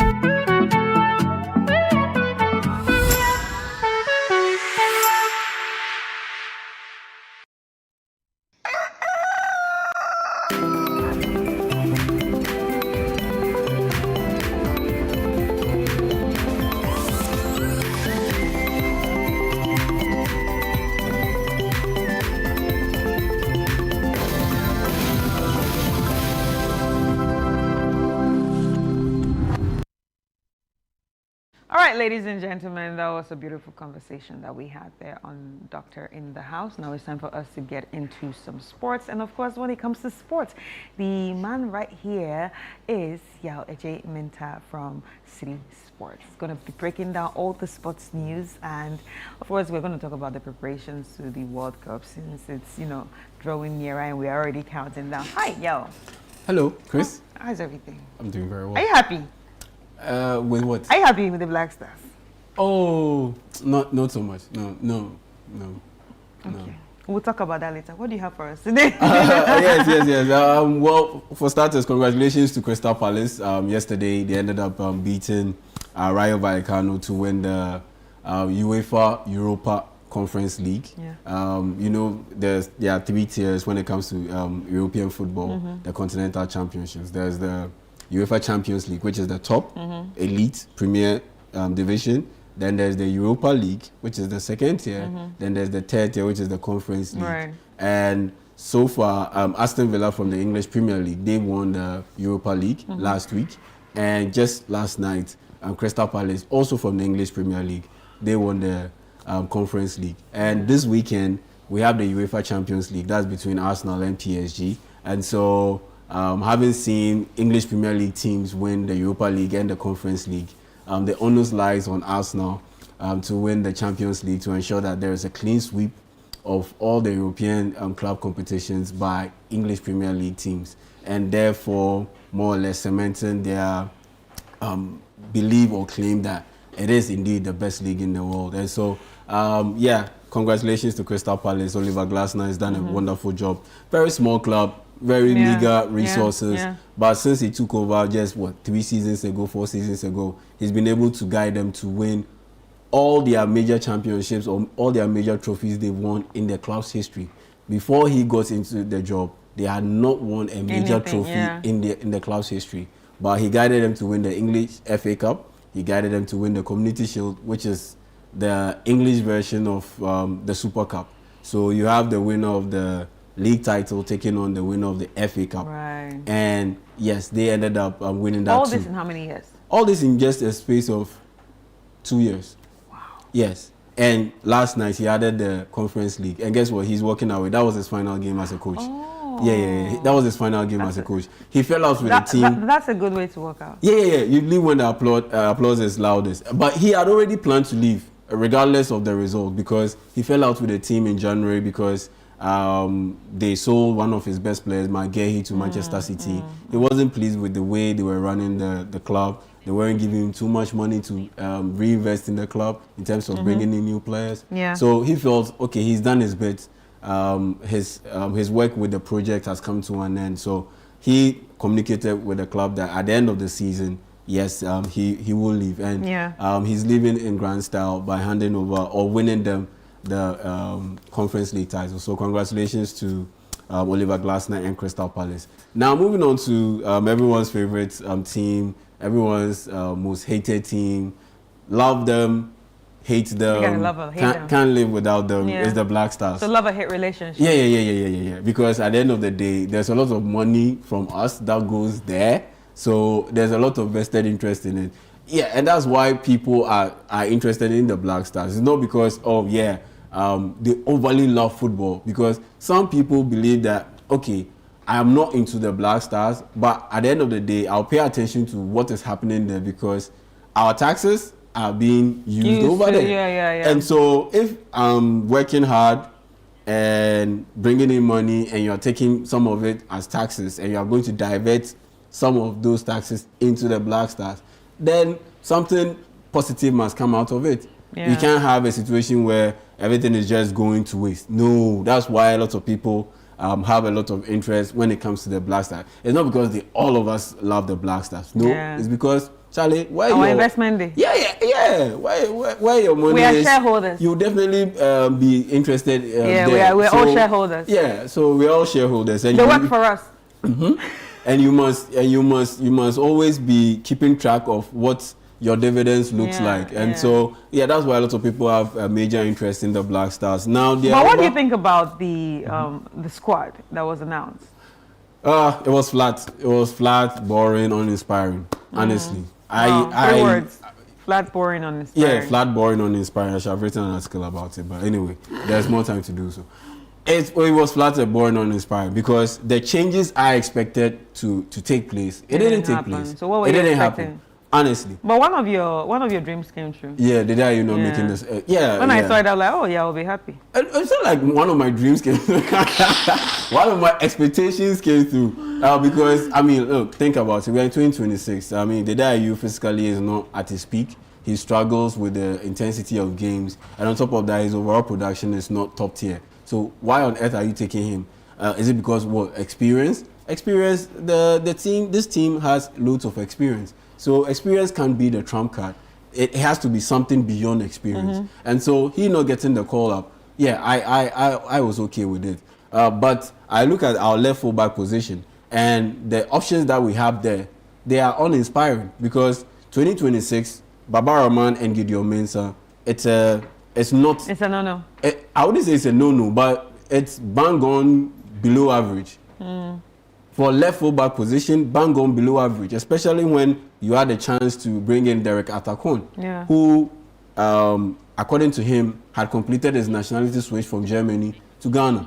And now there's this talk that, he hadn't completed his switch. Mm-hmm. That's why he couldn't be included in the Black Stars. And I asked myself, Iñaki Williams, in the lead up to the 2022 World Cup, within months, his nationality switch was completed from Spain to Ghana. And he was able to play at the 2022 World Cup. So meaning they could have done it? They could have done it. So how is it that Derek Atakon's nationality switch has dragged on for more than a year and it has still not been completed? Honestly. So clearly there's a bit of kululu happening there. Exactly. That's what I honestly believe. And so for me, I'm not too impressed with the left fullback position. And I look at the midfielders, particularly in the defensive midfield position.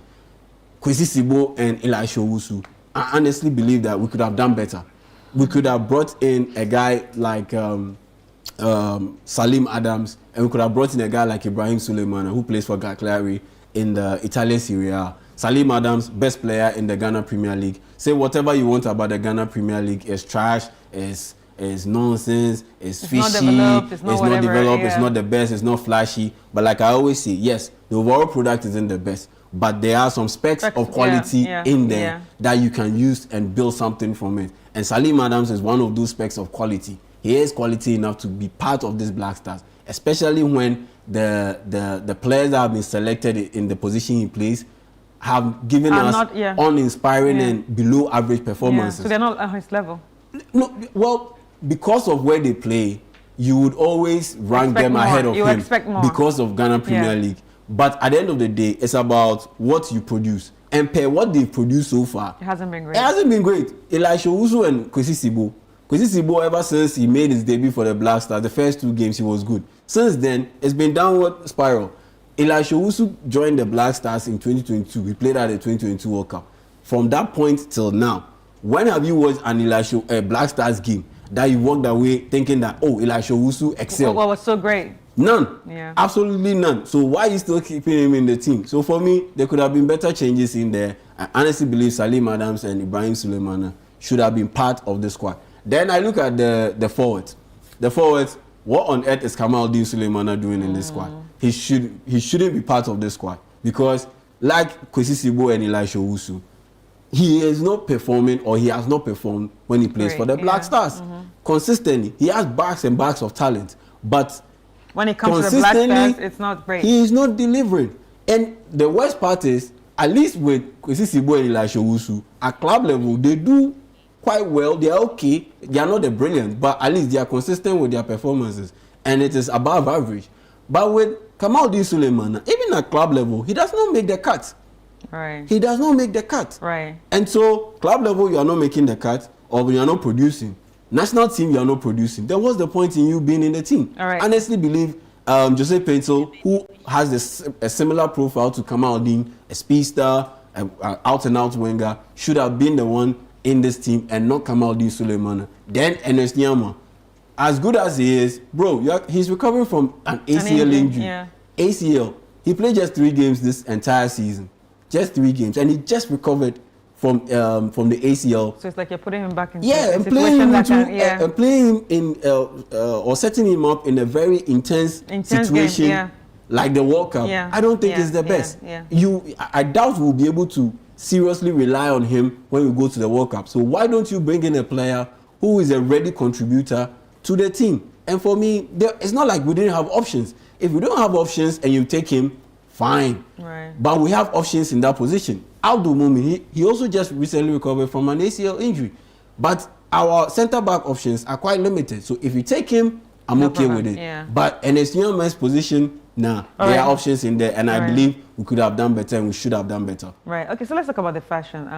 What are your thoughts on the Senegalese rocking the made in Senegal sneakers to, preparations of the World Cup. The farewell and all. Yeah, I like it. I mean, anything that's indigenous, that is original, I'm okay with it. Yeah, do you think it's something that we can also incorporate here? Maybe we start looking at people who make jerseys, who make shoes, who make sports. I mean, we've had that years back, MKOGH, PKOG. We had a couple of guys who were into those things, but I don't know what happened to them. And at this point, maybe in the upcoming tournament, because the ship has already sailed. The stars, they're already in Wales, preparing. They'll move from Wales to the US. Something that we considered in the future. Yeah, in the future. Yeah, that's what I'm saying, that the ship has already sailed when it comes to this tournament. So that's a very good initiative.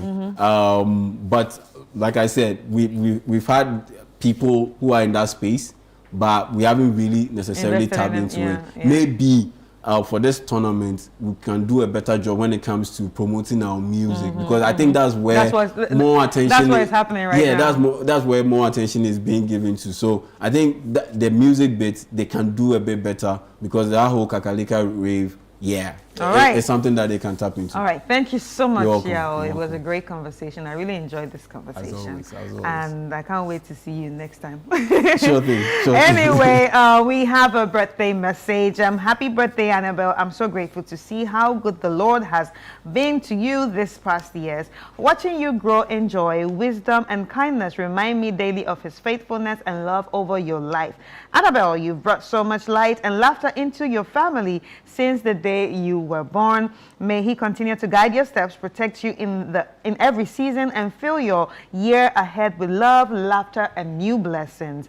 We are so proud of the little girl you are becoming. We love you so much, Annabelle, and Annabelle will love you right back from Breakfast Daily, from the whole team. Happy birthday, Annabelle. Anyway, ladies and gentlemen, we've come to the end of the program. I would like to say a very big thank you to each and every one of you for joining us. And also would like to remind you that Nanatu for Watson started the show, and Philip Latte was actually on ground, and my name is Chris Carter. See you tomorrow for a brand new episode of Breakfast Daily, but keep watching Channel One TV. Don't change that channel.